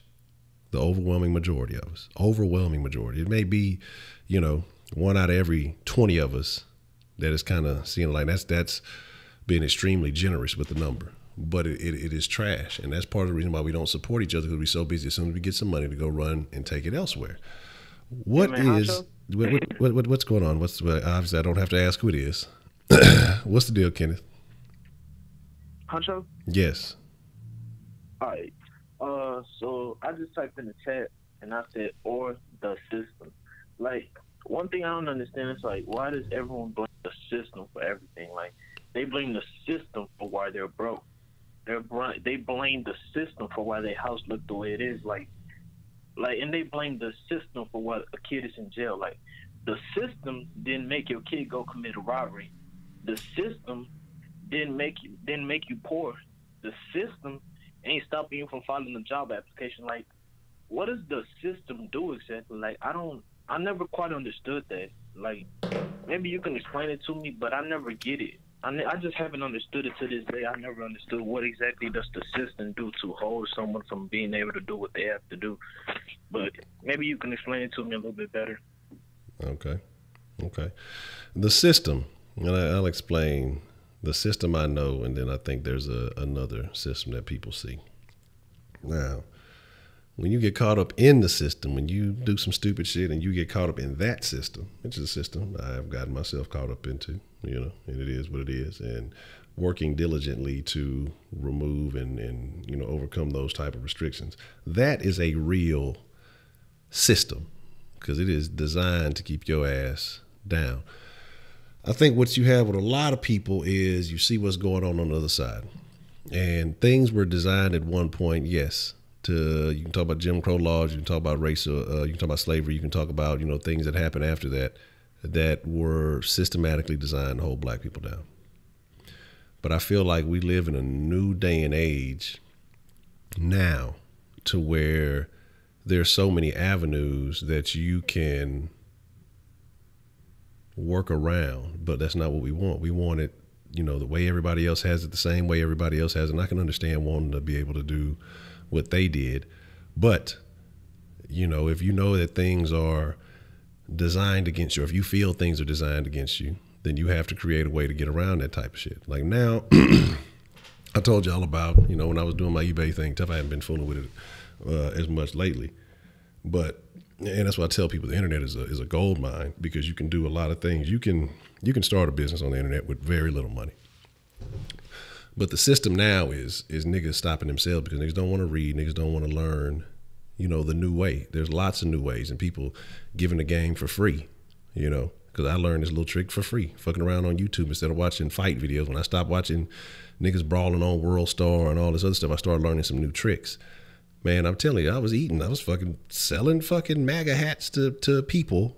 I never touched not even just the MAGA hats. I was selling Trump pillowcases. These different things to people. I don't have an idea I'm black. I didn't support that shit. But I was making money off of it. Same way we talk about the music industry. And motherfuckers probably don't listen to that shit. They don't vibe with that shit like that. They ain't telling their kids to listen to that shit, but they eating off the shit. And so the same way motherfuckers are finding a way to, or you feel like people exploited you or God, whatever, and you can turn that shit around because the avenues are available nowadays. And that's the thing, is you got to learn the game instead of, we look at it because we see what's in front of ourselves instead of going out and creating a new lane. So when we step outside in our neighborhoods or whatever, and you see a nigga posted on the corner, he getting money, he eating, he got the shiny, he got the rings, he got the necklace, he got the diamonds, he got the fucking car, he got the rims, he got all that shit. Well, we're gonna run over there to him and say, well, man, how you did that? How you get that? Oh man, you take this work. You know, you got to take a little bit of risk, but you know, it's worth it. And so everybody started doing that because that's what's right in front of their face, instead of saying, man, hey, look at this nigga on TV. He might be in a suit. He may be, that's not appealing because he's wearing a suit, or he may be doing this, or he may be doing that. Or look at this guy who's got it. Or, you know, we look and we see, oh, well, these niggas, they playing basketball and they getting money, or this is the only ways we can get money. But what y'all don't see is a lot of motherfuckers who done came from the same fucking environments, who had to suffer, had to take some risks, who had to lose out on the flashiness. Maybe they wasn't cool in high school. Maybe they didn't get all that. Maybe they took their ass to school and they put themselves in the long term in a better position to not have to continually take the same risks over and over. You know, I think it was Ernest that called talking about, you know, we were talking about education versus experience. And he was talking about, you know, when you're working in the construction field, you know, he had to learn how to read prints and things like that. So he went to school, had to learn, you know, get the game to do that. Like, there's a lot of fields, but those things aren't glamorous. It's not instant cash money. It's not something that's getting us immediately out of our situation. And what it is we end up, our greed ends up getting the best of us. And I'm not saying that you don't deserve nice things, that you shouldn't have nice things, but we want it right now. We want that right now money. We want that. We need this right now. I want to flash. I want to be able to shit on the motherfuckers in my neighborhood instead of long-term thinking and coming up with a plan. How do I counteract everything that I feel is oppressing me? How can I benefit over everything that is oppressing me that I feel like is holding me down? You know, but when ultimately it's the mind that holds us down. And I'm not saying that there ain't bias. I'm not saying that there ain't racism. I'm not saying any of these things, but there are methods and avenues to mitigate, to counteract some of these things. But if you don't ever seek those things and you will never find those things, then of course those things will always work against you. But we don't care about that. We'd rather spend more time learning the new lyrics to whoever, you know, Lil Biscuit song or whatever, you know what I mean? And instead of saying, hey, all right, let me hunker down in this book, let me get some of this game, let me get the same knowledge that they got and apply this shit to my life and live a better life. And I tell y'all all the time, man, a nugget of knowledge will get you further than college. You ain't got to go to college for 4 fucking years. You can learn how to do one thing and learn how to do that one thing very damn well you can eat. What's the motherfucking deal? Who we got calling in on the sauce line this evening? It's Edmund. Edmund. Are we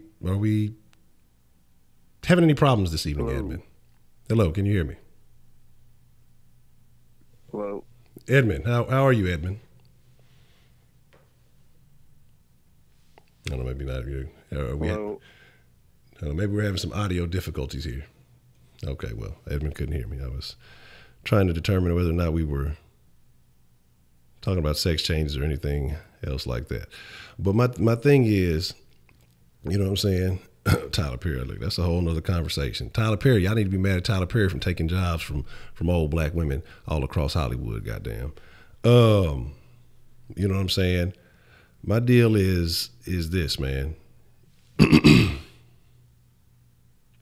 What's the motherfucking deal? We got called into the den this evening.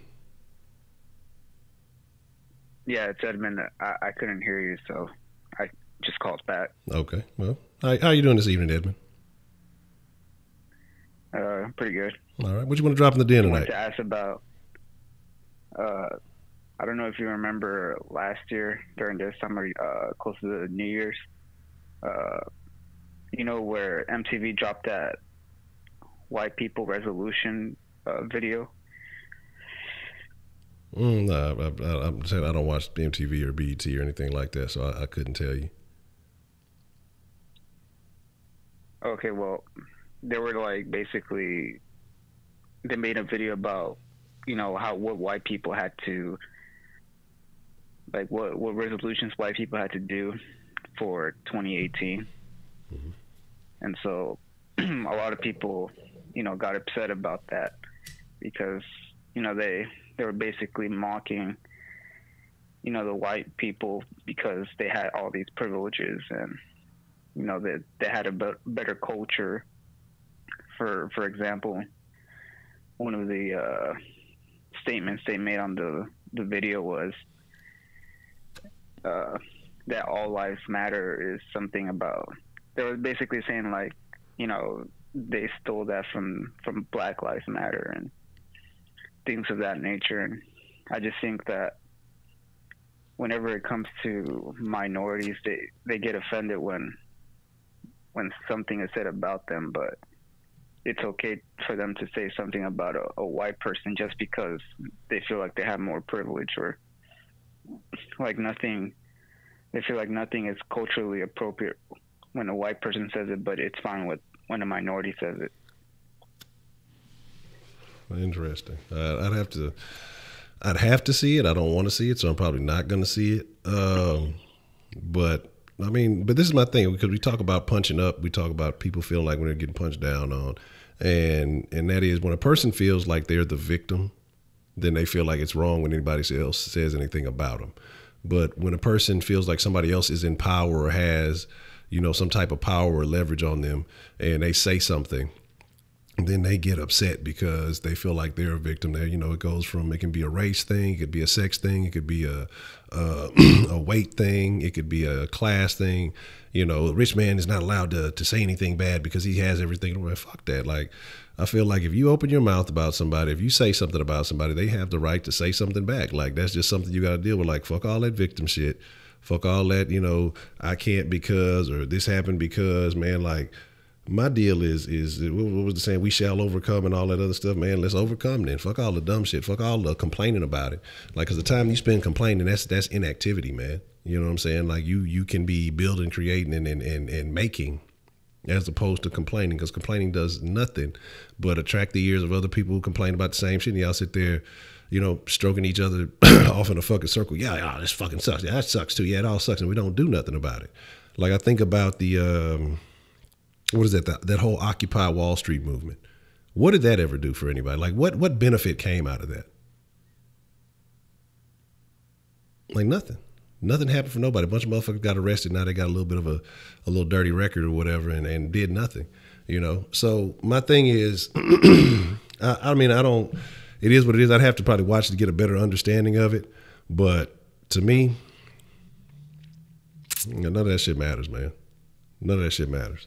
Because it's like what Ernest was saying about, you know, when you try to give somebody knowledge, you know, my goal in life is to create something, to build something, and be able to show motherfuckers firsthand that, hey, you can do it because I did it, and I came from a worse situation. Even though I may have had things in my favor at one point in time, I lost all those things, hit rock bottom, and picked myself back up from the bottom and made that shit happen. So it's like, I can't hear excuses anymore. I can't hear complaints because none of that shit is relevant. That's just roadblocks. Those are reasons to make yourself stop. I don't have that. I can't buy into that shit. So all that white people can say this, black people, everybody can say whatever the fuck they want to. That's how I feel. Say whatever the fuck you want to, but be willing to accept any consequences that come with that. And that's just kind of my thoughts on that. But if that's the case, then how would you explain why most minorities are homeless, or not like that? Well, goddamn, Ed, man, goddamn, most minorities, don't we all? No, not like that. What the fuck? No, I meant like, damn. Most of the homeless people are minorities. So, because I was watching a video that said, you know, the reason, like, there's a myth that most homeless people are there because of drugs or mental issues, but they were saying that a lot of them are not actually, you know, addicts or psychologically, mentally ill. They said most of them are there because they made poor decisions, or, you know, they were oppressed by some, like most minorities. Like they were saying that they were there because they're oppressed and that, you know, they have limited options, that, you know, they feel like because they lost their job now, they can't support themselves, and, you know, they, instead of having to reinvest in themselves, they just go broke and have to live on the streets. So that was kind of interesting. Okay, man. You got send me the link to that video. I want to check that out, and I'll be able to give a better, maybe a possible rebuttal, or if they have facts and figures that actually support that. And well, I'll take a look. I'd like to take a look at that one. All right, bet. Okay, interesting call. Very interesting call. Obviously, all black people are homeless, according to Ed, man, or all the minorities are homeless. So I don't understand how some of these neighborhoods. But anyway, what's the motherfucking deal? Who we got calling in on the den this evening? It's your boy Roman one more time. Already, Roman, what you want to drop in the den tonight, man? You know, I was listening to that last call, and I mean, I'm not trying to be negative, with all due respect, but I don't know if that dude know what he's talking about, man. The thing is, let me explain you why, Honcho. All right. The thing is, you know, he said all minorities is the ones who complain, the ones who have the problems, who want to get the drugs and get all that, get the guns. You got to think about it, Honcho. Okay. The people who are the ones who support these drugs, who can afford these drugs. Let me tell you something. Cocaine is a rich drug. You don't see a lot of black people on cocaine. You know why? Cocaine's imported from foreign countries. It's imported from places like Colombia. Why do you think people like back in the day, like Pablo Escobar, was so big? The man was a billionaire in the 80s. I mean, he imported, the 80s and the 70s, he imported that stuff to America. And, you know, this is the issue. You know, you got people that hire people, right? This is where they keep minorities. And in a way, I feel like it's a half-half issue, because it's on minorities, because you know why? We know white people and other people that want to keep minorities down. White people, just the main rich white people, even poor white people. You know, I count poor white people in minorities because, you know, some of them go just as much as black people and other people go through. They want to take you down, and they import these drugs. They show us on the TV. They give us the clothes, all this. They give us all this, and this is where minorities come in fault. We take it. We accept it. We accept these videos that we watch that are have so many subliminal messages. We accept these artists they give us. We accept the trends they give us. We accept the food they give us that we don't know we're digesting, and that's the problem. You know, so, you know, and then he don't get with the system. It's the system is a thing that you kind of hit on the point, Honcho. It is basically created to bring you down. It is created to basically keep you under where you need to be. Because like, so we live in Texas. You know, Honcho, Texas laws are strict. You can't do shit in Texas. You know, you need to live by the book. So, you know, I got what that call was saying, but I don't know if he really knows what he was saying. If I get, but all due respect, I'm not even disrespecting him. I just didn't really think he know what he was saying. But, you know, like I said, like I was calling, man. I want to bring up this other point. I forgot when I was calling the first time. You know, I was talking about the music. I have a friend, he's Spanish. Let me tell you something, Honcho. This nigga listens to the Isley Brothers, bro. This nigga listens to Ron Isley and all them, the Commodores, and the goddamn, you know, I mean the Gap Band. I listen to them too, but man, this nigga knows some more music than me, and he's Spanish. But I don't call him a cultural appropriator. He's a person who's just inspired by black culture. He's a person that is cool and accepts black culture because he looks at that and says, damn, I like this music. I'm not going to go take it. I just like it. You know? And you got to think about it. People really do need to learn the difference. So, are they accepting our culture or are they taking it? Like I gave Elvis. I want to give another example. I would count somebody like Miley Cyrus. This girl go makes wrecking ball and does all this trying to shake ass, trying to twerk like twerking is new. Twerking's been around for thousands of generations. But black people have been twerking in Africa for years, and to them that's a real dance. That's not sexual dance. Men and boys twerk based in Africa, but it's not meant in a sexual way like that. She takes it, right? And she picks it out and makes it so famous. Well, these white girls with no ass try to shake their ass like it's because they see Miley Cyrus does it. And it's important. They don't know the real meaning of it. You take something you thought that was cool and try to turn it into something that was yours when it really wasn't. And then after you get tired of being black, you just tired of being black. You tired of, you know, making the songs with the rappers and twerking your ass. You're tired of that. You go back to making country music. You go back with your daddy, Billy Ray Cyrus. You go back to just living white. That is what I call cultural appropriation. That, like I said with Elvis, is what I call cultural appropriation. You know, like I agree. Paul Wall ain't no cultural appropriator. That nigga from the hood. And Paul Wall jam. I don't give a fuck what you say. So, you know, he a homie. He a nigga. You know, he's not a cultural appropriator, and because his music, he relates to where he's coming from. You know, it's like, I feel like you white, but you've been raised in the hood all your life. You've been with black people all your life. You know cultural appropriator. But no, if your ass from Beverly Hills in a 2-story mansion, and then you want to come rap up like the rap game, that's the issue. You know what? I'm not big on Eminem music. I don't want to call Eminem a culture appropriator. You seen 8 Mile? Man, his story's crazy. His mama didn't care about him. Yeah. He came from a poor environment. He wasn't a rich class white person. Eminem came from the hard gutter. Like I said, I'm not big on Eminem, but that's where he came from. But I just want people to learn the difference. And just to know, it's okay to listen to other music. It's okay to know other things. Like I say, I got people that go to my school, half of them don't know who the hell Hall & Oates is. They might know the song. They don't know who George Michael is. They don't know who none of them are. They don't know who the hell they are. But you know what? They want to listen to Travis Scott and they like that, but that's cool. I'm just saying, it's okay to branch out, but not to steal it. So that's my call for tonight, Honcho, man. I'm gonna be watching Soft Sports tomorrow, and yeah, man, that's it, bro. All right, man. Appreciate the call, Roman. It's a very valid point you made there.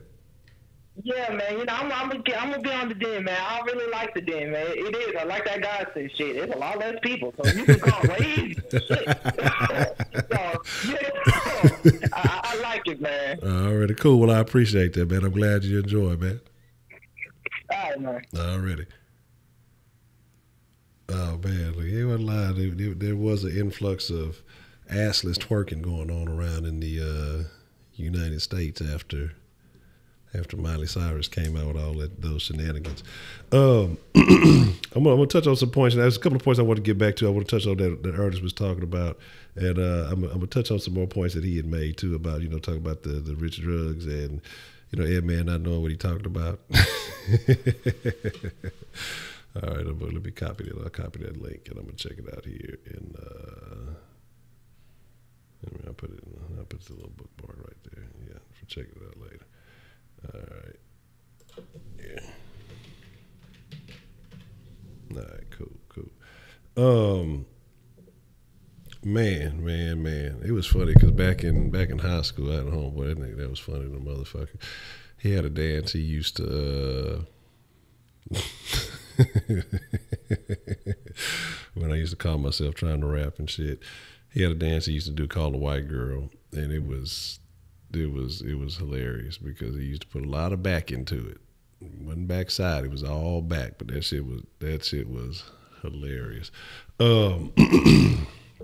So here's the deal, man. Here's the deal. Like I say, I want to get on a couple of these points because, like I say, I already had a good call. Roman had some good calls, and I want to make sure I touch on some of these topics. But like you say, like both have been mentioned too about the X versus the MLK comparisons, like in Black Panther. The peace versus the force, or to basically protect yourself. And the funny thing about it is, it killed me because you see everybody and their mama fucking imitating that image of Malcolm where he peeking out the window with the chopper or whatever, and basically you see niggas always like fucking copy that fucking look, but then don't even know what it is that they really support and really don't know. Oh, Dallas actually has one. Interesting, very interesting. Like I say, people copying that look and people copying that thing, but yet they don't understand what he really supported, what he really pushed for. And I agree, and ultimately, again, like I say, you can appreciate people's culture, and I think you appreciate them better because the thing is, we know about Asian cultures, we know about Indian culture, we know about white culture, we know about Hispanic culture, but the majority of these other cultures, they're not rushing to try to run and integrate and do all that, because you lose your culture when you do that. And that's why I say, when I'm talking about that Black culture now is no culture, because what we are emulating now is nothing, man. We talk about a whole bunch of nothing. Drugs, that's not Black culture. What is it? The African thing is to be in tune with the earth, nature, purity, stuff like that. But we praising every kind of intoxicant that we can get our hands on. Oh, new brand of alcohol, let's go ahead and promote that. Some new clothes that cost way too much. Niggas in Africa, they barely wearing some goddamn clothes. We want to put on some shit that is worthless, then be mad because we put this false value into it, paid $300-400 for some shoes, jeans, and a shirt or something. And nigga, then you in a club with a bunch of drunk motherfuckers, knowing that motherfuckers is already off kilter. Somebody spill a little something on your shirt, you mad, you ready to kill them because you spent a bunch of money on some shit trying to be fly, and you in an environment where it's probably not the safest for it to remain fresh or whatever else it might be. Like I say, we started getting away from what it is we believed in, because once we got implemented and, again, once we felt like, okay, we get to be a piece of everything else, or we're going to start getting treated like Americans and stuff now, that's when we started losing more and more and more of what we believed in, or how things originated. Like I said, we got away from the Black family, and I think that's a major piece of it. Again, Black women start feeling one type of way, Black men start feeling another type of way, and now we halfway always beefing with each other. Like I said, all the stuff, all the negative repercussions that came from it, and we suffer from those things, man, and it's very unfortunate, man. Let's see. But yeah, when he was talking about yesterday, that was the point I was making. Oh, and I was talking about the Rhonda thing, and they were talking. It was some Black women, and again, they were well to do, and we were just talking. They were talking about how they had trouble finding a man, and they were complaining about, they're saying, Black men are going to the other side, and that it was just a lot of back and forth. But the funny thing about it was, because there was a bunch of Black dudes in the audience, but anytime that they had some input or something that they were trying to say, they started literally right there on the spot giving them attitude, and the whole, you can't handle this and this, and it's like, damn, nigga barely get to speak, and you start going on like that whole fucking saying of the strong Black woman. But I think it's something different. But again, like I said, we'll have a conversation about that at another time. But I was just but the weave and the things like that, again, who wants that? And like he was saying, we push this synthetic fucking image of the Black woman, and it's majorly Black men that's doing it, because these women, they want men, they want to have men, Black women want to have Black men, but the niggas, Black men or whatever, they start pushing these synthetic bitches, and so now And these hoes go start doing this and start losing themselves because they already confused and insecure. So they doing all this extra shit to look like somebody else. But we're the ones promoting that shit. We're the ones that's telling them, oh, you need to go get the weave in your hair. Because like I said, I knew somebody personally. Let me take this call. What's the motherfucking deal? We got calling in on the den line this evening. Hey, what's up, Honcho? This Ernest again, man. Already, Ernest, what's the motherfucking deal? What you want to drop in the den? Yeah, I want to say a couple of things real quick, man. Like, I want to let you know why I mess with the sauce and why I mess with the den, bro. There's two reasons. Right. One, they both are thick, man. You know what I'm saying? Yeah. And that's why, to me, the sauce, and it's just some advice you can take and leave it. Just my opinion. I'm gonna tell you why the sauce gonna take off, in my opinion. Okay. It's because it's authentic, bro. You know what I'm saying? It's different, man. And the biggest thing that I would say to the success of the sauce, not the biggest, but one of them, is patience. Like, you might not see it in a year, in 2 years, but bro, the way y'all just mix it up with the round table, the callers, it's authentic, man. And the same thing with the den, bro. The second thing is this, bro. I'm the type of person, Honcho, if I can't learn nothing from you, I don't understand the benefit of having you in my company. Yeah. You know? So when I tune into the sauce, man, y'all keep me on point with them Texans. Like, bro, can't nobody talk to me about Texas. I understand the Texans in and out, and a lot of it is because the round table, man. Because the sauce, the callers, and the same thing with the den, bro. I call in, you coming with topics, man, that start provoking, and it's important, bro. But at the same time, in the den, you got to balance. Yeah, we get on here, we chop it up on some real stuff, you know. But at the same time, you lighten the mood a little bit, get to joking and all that. And that's something that I had to learn to do, bro. I used to take things serious. Like, my wife used to tell me, like, why you always so serious, man? Chill, man. You know, so I had to learn, like, it's cool, man, you know, just to, you know what I'm saying, chill a little bit. But I just wanted to drop that in there, bro, because I you know me, bro. I call in, you know, give my opinion on certain things. But I just wanted to tell you why I mess with both of them. That's what I got, Honcho, and I'm out, bro. All right, Ernest, man. I appreciate that, man. I sincerely do. I sincerely appreciate that. And man, and that look, that hit me right there in the heart, man. No, because honestly, you know, and that's kind of what it is that I want to shoot for, and I'm glad to hear that, because that reaffirms, you know, the goal, and it's authenticity, man. Like, I've seen, you know, sometimes I look at other channels and I see what's going on, and I don't have an agenda. I try my best not to have an agenda. You know, if I do, well, then I really ain't realizing it. But I'm not just trying to push this one message just to attract this one particular type of person or anything like that. Like, yeah, the sauce is about Texans, it's about Houston, it's about, you know, that's, you know, if you vibe with that. And even this, sometimes other people come in and they are not necessarily Houston fans, but they fuck with it because of the way we do it. And so that's why I say, like, you know, I don't have hate for anybody. You know, we come in there, we're going to give them a little bit of a hard time. We're going to talk a little shit, but ultimately it's respect. And the same here, you know, and that's why I say these topics, I throw them out there because, like I say, it's opinions uncensored, because I don't think everybody's going to agree. I don't think everybody should ever completely agree on every single thing. Like, I think there should be this, well, hey, you know what, I don't feel, you know, such and such for saying this, or hey, you know, Honcho, I agree with you on this, but what you said about this, I kind of don't vibe with it, or whatever it may be. And I don't see any reason to be mad or upset or feel any particular kind of way about that, because, you know, and if you bring a legitimate conversation, you bring a legitimate argument to the situation, then I'm gonna pick something up from it, or hopefully you pick something up from it, or, you know, back and forth, or however it goes. And again, authenticity, that's the ultimate goal, and that's what we that's what we trying to, you know, that's what I'm trying to achieve. That's what we trying to achieve. And that's ultimately what it's about. So like I said, I know sometimes people be listening in, maybe not necessarily calling in, and, you know, they don't want to call in because they feel like, oh, I'm gonna get attacked, or I'm gonna, you know, this and that. It's never going to be like that, because my goal is to understand, you know, where you're coming from. I don't have to agree with you, but I want to understand where you're coming from, because then that strengthens my position in the things that I believe in, because one or two things is going to happen. Either I'm going to say, okay, well, you know, let me give you some game from my perspective, and, you know, this is why I don't think it is. Or you're going to say something and say, well, damn, you know, I never thought about it like that.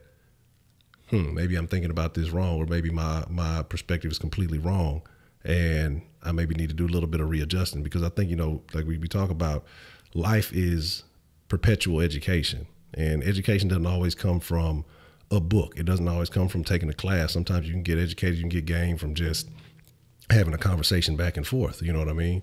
And that's what it's about, man. And I think that's dope. And I mean, I appreciate that call, Ernest, man, because like I say, that's ultimately what we trying to shoot for. So I hope so. I hope that's the vibe everybody get, man. You know what I'm saying? So that's what's up. That's what's up. Man, but yeah, I want to get back to a couple more of them points that he was making. And like I said, some of the points that Roman was making too. But he was talking about the ultimate appropriation is when you get in and you control the industry. And my thing is, in this day and age now, I look at it like, and this is why I was talking about Nipsey Hussle earlier, because of the way that he approached. He's an independent artist, well known, has been making good money, probably makes more money than a lot of these dudes who run us in to get that deal. Who's the other dude? Chance the Rapper, independent. What, didn't he just like win a Grammy or some shit? Like one of the first independent artists or something like that to win a Grammy. And so again, it's about the long term and the longevity and being willing to put in the work to build your brand, to build who you are, so that way you could do the things that you want to do in the way that you want to do it.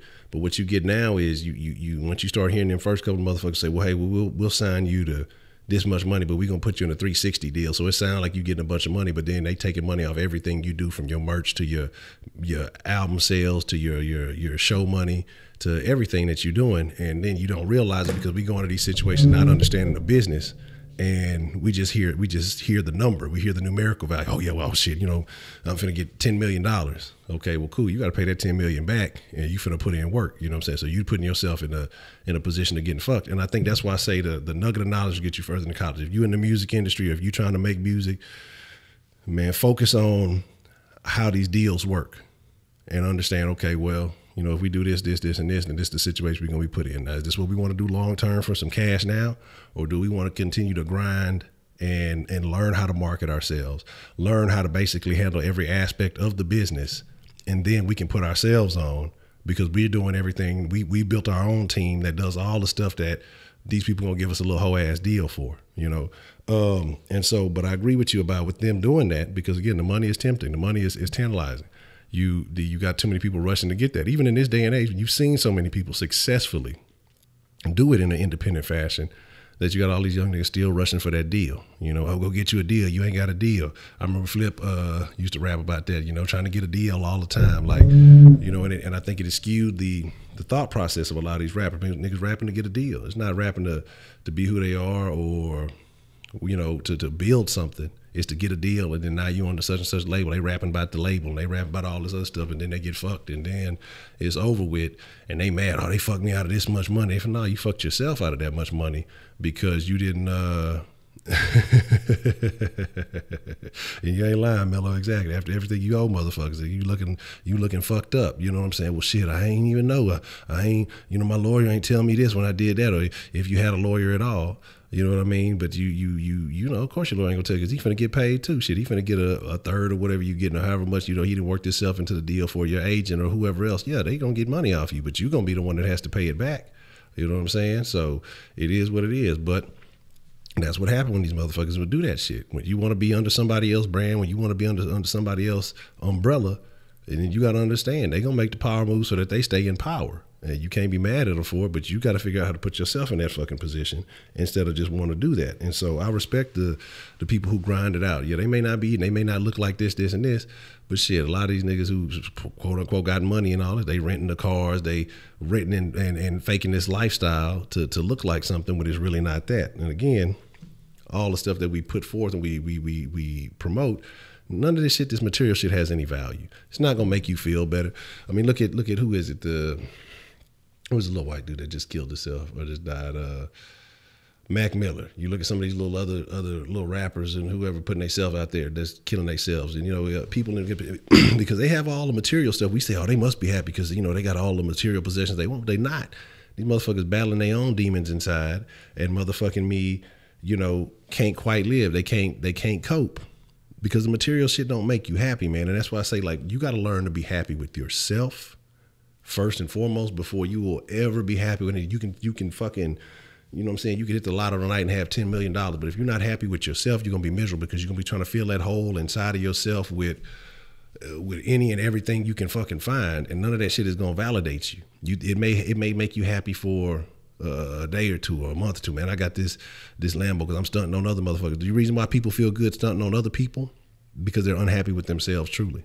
You know what I mean? There's no material possession that's gonna ever make you feel like you something. You so busy trying to compete and feel like you outdoing them. And that's the problem that we got in the hood too much, because we want to shit on each other. You know, like, we all doing bad, but I'm doing a little bit better than they is.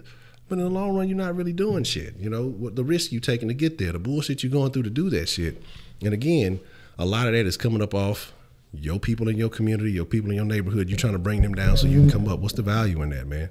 What's the value of being rich and you live in a shit ass neighborhood? You know what I mean? Like, what's the value of all that bullshit? Because what happens too, a lot of niggas get money and be afraid to go somewhere nice. You know what I'm saying? A lot of motherfuckers be, because they know if they go somewhere nice, guess what? My ego ain't gonna feel the same, because if I go move to a rich neighborhood, everybody got money here. Shit, you know, I'm not the man over here. I'm not able to stunt, so I'm gonna stay over here. I'm gonna shit on niggas. Niggas gonna get envious. Nigga gonna put a bullet in my motherfucking ass. Then everybody gonna RIP to so and so. You know, he was so real. This, and this, and the cycle continues. The cycle continues because you got motherfuckers so envious and mad over some fucking material shit that they willing to kill you because they feel like it's worth something. Like I say, oh buddy, who was the yeah, I gotta forgive me, I keep running my head because I got a fucking headache. But the XXX dude over what, a little 50K or something like that. The fuck is 50K, man? Just to have that shit right now, motherfuckers gonna go blow half that in the strip club between what, 3-4 niggas. What is that? Now all them niggas, they done for. You know what I mean? And it's a wrap for them. Getting raped in jail and shit because you got niggas who know, you know, this, that, and the third. So they punish you. Hope was it worth it? You know what I mean? And ultimately, motherfuckers ain't getting it, man. So shit like having bread is like that. As long as I know I ain't got to worry about rent, making sure I got all my hands with bills, shit I would complain about. But that's the thing. That's the thing, man.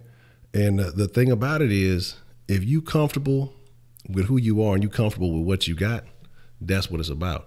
But it's a lot of motherfuckers who'll never be happy. They got money, but then they looking, you know, across the way. Well, I got 10 million, but that motherfucker got 20 million. And you know, this shit right here is you know, it's fucked up. You know, they mad. They can't be happy in their own situation because they envious of counting somebody else's pockets and mad about some other shit instead of, man, ain't no way, man. Like I'm just telling you, it don't take much to do much. You know, if you really understand how the shit works, it don't take a whole lot to build, but we overcomplicate things for ourselves a lot. And that's the problem that we go through. That's the problem that a lot of us have to deal with, because we don't have that information float through our community. We don't have that information, you know, readily available. But why don't we have it? Because that's not what we see. That's not what we worry about. We worried about the new J's that's been came out, the new old J's, the same J's that's been getting recycled for the last 20 years or so. Oh man, them retros coming out. Man, it's the same motherfucking shoes that came out last year or the year before. It's the same recycled ass shit. And we have value in $5 shoes, you know, that don't take no fucking money to fucking get made. You know what I'm saying? But yet we praising these things. Oh, you ain't got the new J's, you ain't shit. But yet you look around, and you and 150 other motherfuckers in your school got the shoes. You really think that shit rare? Because you ain't the only school that got them. So these shits ain't rare, but we put this value on shit that ain't shit, man. And again, it's all bullshit. You know, bringing it all full circle to cultural appropriation. You know, because we got to find a way to always bring the shit full circle. And basically what I'm saying is, we can look at shit however we want to. We're in a new day and age where, like I say, we're in the middle of this melting pot where everybody got everything. I'm okay with cultural appropriation, but the shit that we appropriate is the wrong shit. Let's appropriate the shit that helps us win instead of the fucking shit that helps us lose. And that's what I was talking about with the females, with the, you know, the fake hair and all of the fake asses and fake breasts and all that other shit, man. But we as men, the men have to stop encouraging that shit. But that's the thing. But the rappers put these hoes in the videos. They tell you this is what you want. Oh, you need this bitch with this silicone booty. You need this bitch with this leaky silicone titties. You know what I'm saying? You need this bitch with this fucking 5 feet of fucking fake hair in her fucking head. These fucking lashes that stick out 2 feet from her fucking face. This bitch look like a fucking clown. You know what I'm saying? Bitch look like a sex doll, and then these bitches want to be treated with respect and all this. Bitch, you look like you hooking, man. You look so shit. How about what it costs? What it's hitting for? You know what I'm saying? Like, you shouldn't even be mad if a nigga come at you like that, because that's what you look like. You look like fucking porn stars and And if you in the porn industry, cool, do your fucking thing. But these hoes want to be respected like lawyers and doctors and all this other shit. But bitch, you ain't doing nothing but gluing some shit on your fucking body and jiggling around. You know, like, man, fuck you. That shit don't appease me. You know what I'm saying? So niggas who be loving that shit be thinking I be tripping, and them same hoes be want to be mad at, oh, you gay then. No, I don't like fake shit. It ain't about being no fucking hater. It ain't about knocking, like, I don't like fake shit. I don't want that fake shit on me, man. Like, shit, give me a real bitch. You know what I'm saying? And she ain't got to be 1,000. She ain't got to be looking like no motherfucking model, but as long as she real, that shit is more attractive to me than, you know, this bitch who looking glued up and walking in public half naked and all this other shit because she's so desperate for fucking attention that she ain't even comfortable with herself. They're like, shit, these bitches with insecurities, that's a fucking turn off. Motherfuckers talk about men and having confidence. Shit, bitches with these insecurities that are visible on their fucking face because your fucking eyelash falling off. Bitch, fix your shit, bitch. You know what I'm saying? That shit there is... That shit is trash, dog. Yeah, and man, the ones I hate the most is fucking them old wide fake titties. Nigga, who is fucking with it? Looking like she got two fucking little cantaloupes just spread off to the side. Like, I hate that. You got this big fucking lane right here, and you just got these hard looking little set titties right here. Just like, bitch, you look, if you knew you was skinny and you using too much skin to wrap around these fucking titties, that shit looks terrible. You see your whole chest area, you know what I'm saying? You know what I mean? Like, come on, that shit is not what's up. Settle for some B cups. If you was some A's, then look, get you some B's, you know what I'm saying? Or whatever the fuck you need to do. But when you start stretching that skin, that shit start looking all ugly because you want to have some D's or some whatever. That shit looks trash. And there's niggas who like that shit. Like, man, that shit make my dick soft. Fuck all that dumb shit. You know what I'm saying? Like, fuck all that dumb shit. I ain't with that shit. Like, that shit ain't no appeal to me. I don't care if they is sitting up perky and all that shit. That shit is fake, fugazi, and I don't want nothing to do with that shit. Oh, hold on. Is this... What's the motherfucking deal? Who we got calling in to the den this evening? What's going down, Honcho? Man, is this the Shaquille O'Cushington? Man, it could be that boy, you know what I'm saying? How's everything going in the den? Man, you know, we just trying to win in the den, baby. Man, how you been, Cushington? What's been going down? Man, ain't a whole lot, man. Just a same bullshit, different day, you know what I'm saying? Really? But you know how it is. Nigga gonna be here. Already. Grinding. What you got going? You got some mixer action in you tonight, or you busy? Shit, I'm on my way back to the Crisium. I had to head out here to the good old city. Okay. I'm on my way back here. We could do some PUBG action, whatever it is. Yeah, you know what I'm saying? I'm down. It's been a minute. Yeah, it's been a minute since we done got on the pub. We can hit some PUBG action in the mixer tonight. So definitely. I mean, I turned all my shit the other day. I had all types of updates. Man, I ain't fuck with the pub in a minute. I've been fucking with the Red Dead, so I'm damn near done with that. So yeah, we'll fuck with some pub action tonight. But man, how do you feel? Two questions, man. How do you feel about cultural appropriation? And how do you feel about bitches with fake assets? Man, I put it like this. They wouldn't like it if that shit was turned around on their asses. Like, I put it like this.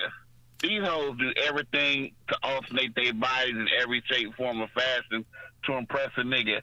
How would you like it if we got to the bedroom and we took off our six-pack and the belly popped out? You know what I'm saying? We took off our dingling and a little tweet popped out between our legs, you know what I'm saying?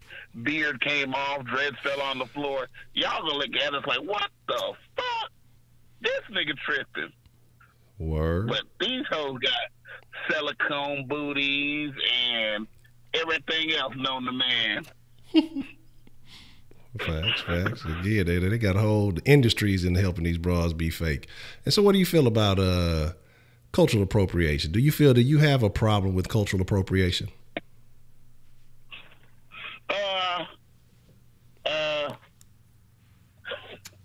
Not necessarily.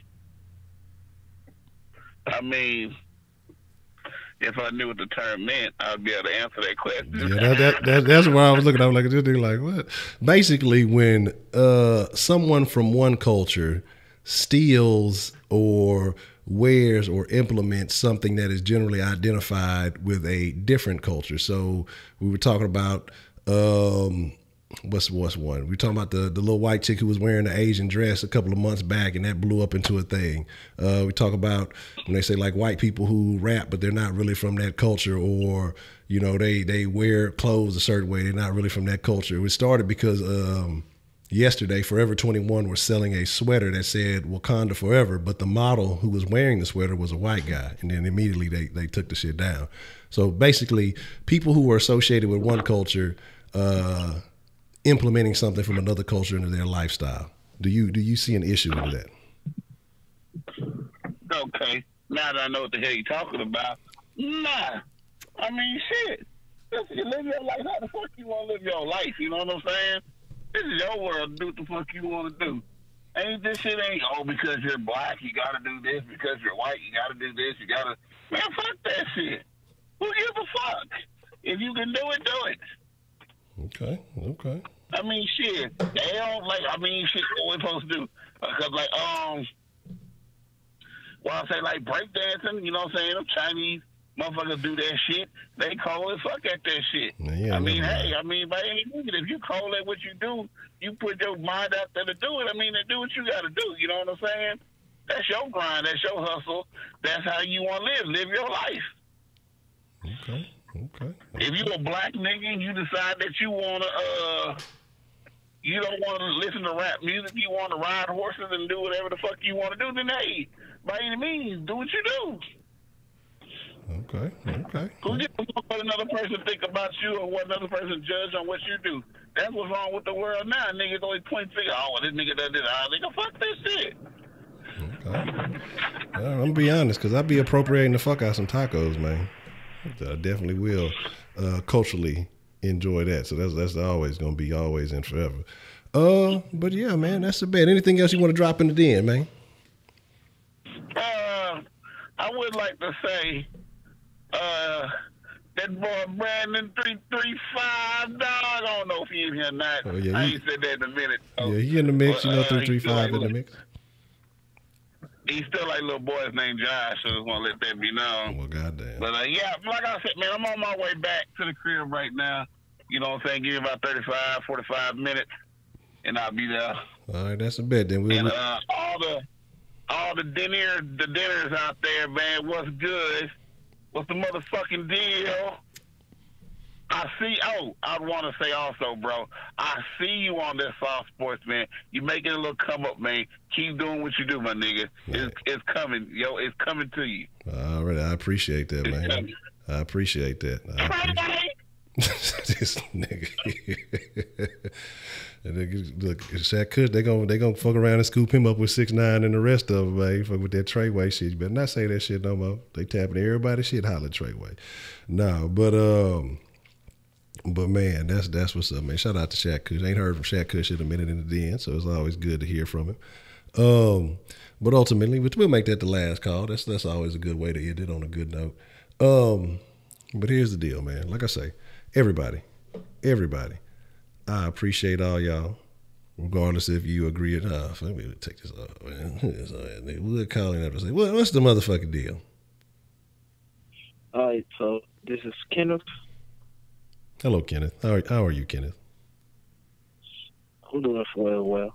I just have to say one thing, man. It's Treyway.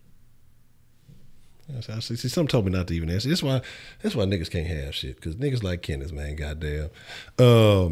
But anyway, look, I'm gonna get him your number. I'm snitching. I'm hating on Kenneth. I'm a dry snitch on Kenneth. This dude be getting on my nerves with that bullshit. But here's the deal. Ultimately, like I say, I appreciate all of y'all. Whether you agree, disagree, whatever point of view, whatever perspective you have, I respect that. And again, like I say, some of y'all drop some little things, and I'll be taking little notes. You know, sometimes when the DM be, let me see what these niggas was talking about. Let me see. Okay. Okay. So again, like I say, I fucks with y'all, man, and I appreciate y'all for supporting, you know, what I do from the sauce, to the den, and just, you know, just all the way around, man. And yes, for the mixer crew too. Yes, excuse me. Yeah, we'll be in the mixer. Give me yeah, it's after 12 already. Look, we done dropped 2 hours in the den. It's been a minute since I think we done had at least 2 in the den. We done had a couple of close ones lately. But yeah, man, it's about that time, and we gonna slide up out of here. I ain't taking this goddamn call. Hell no. That's it. That was the last call. Here's my deal, man. Like I said, we'll be in the mix. We'll have some mixer action. We're gonna I'll fuck around on that Red Dead till Shaq Kush get in, and we'll get some old school PUBG action. It's probably gonna be real bad because it's been a minute since I done fuck with it. But I appreciate y'all. Let's say mixer about 12:15. Look for me around about 12:15. I'll be on the mixer action. But I appreciate y'all. Hey man, Dan, y'all some cool motherfuckers, man. I appreciate everybody who called in. I mean, I appreciate all the support. I appreciate all the love, man. And just like I said, we're gonna keep this thing going and growing. And as long as y'all keep showing, man. So with that being said, y'all be cool like y'all be cool.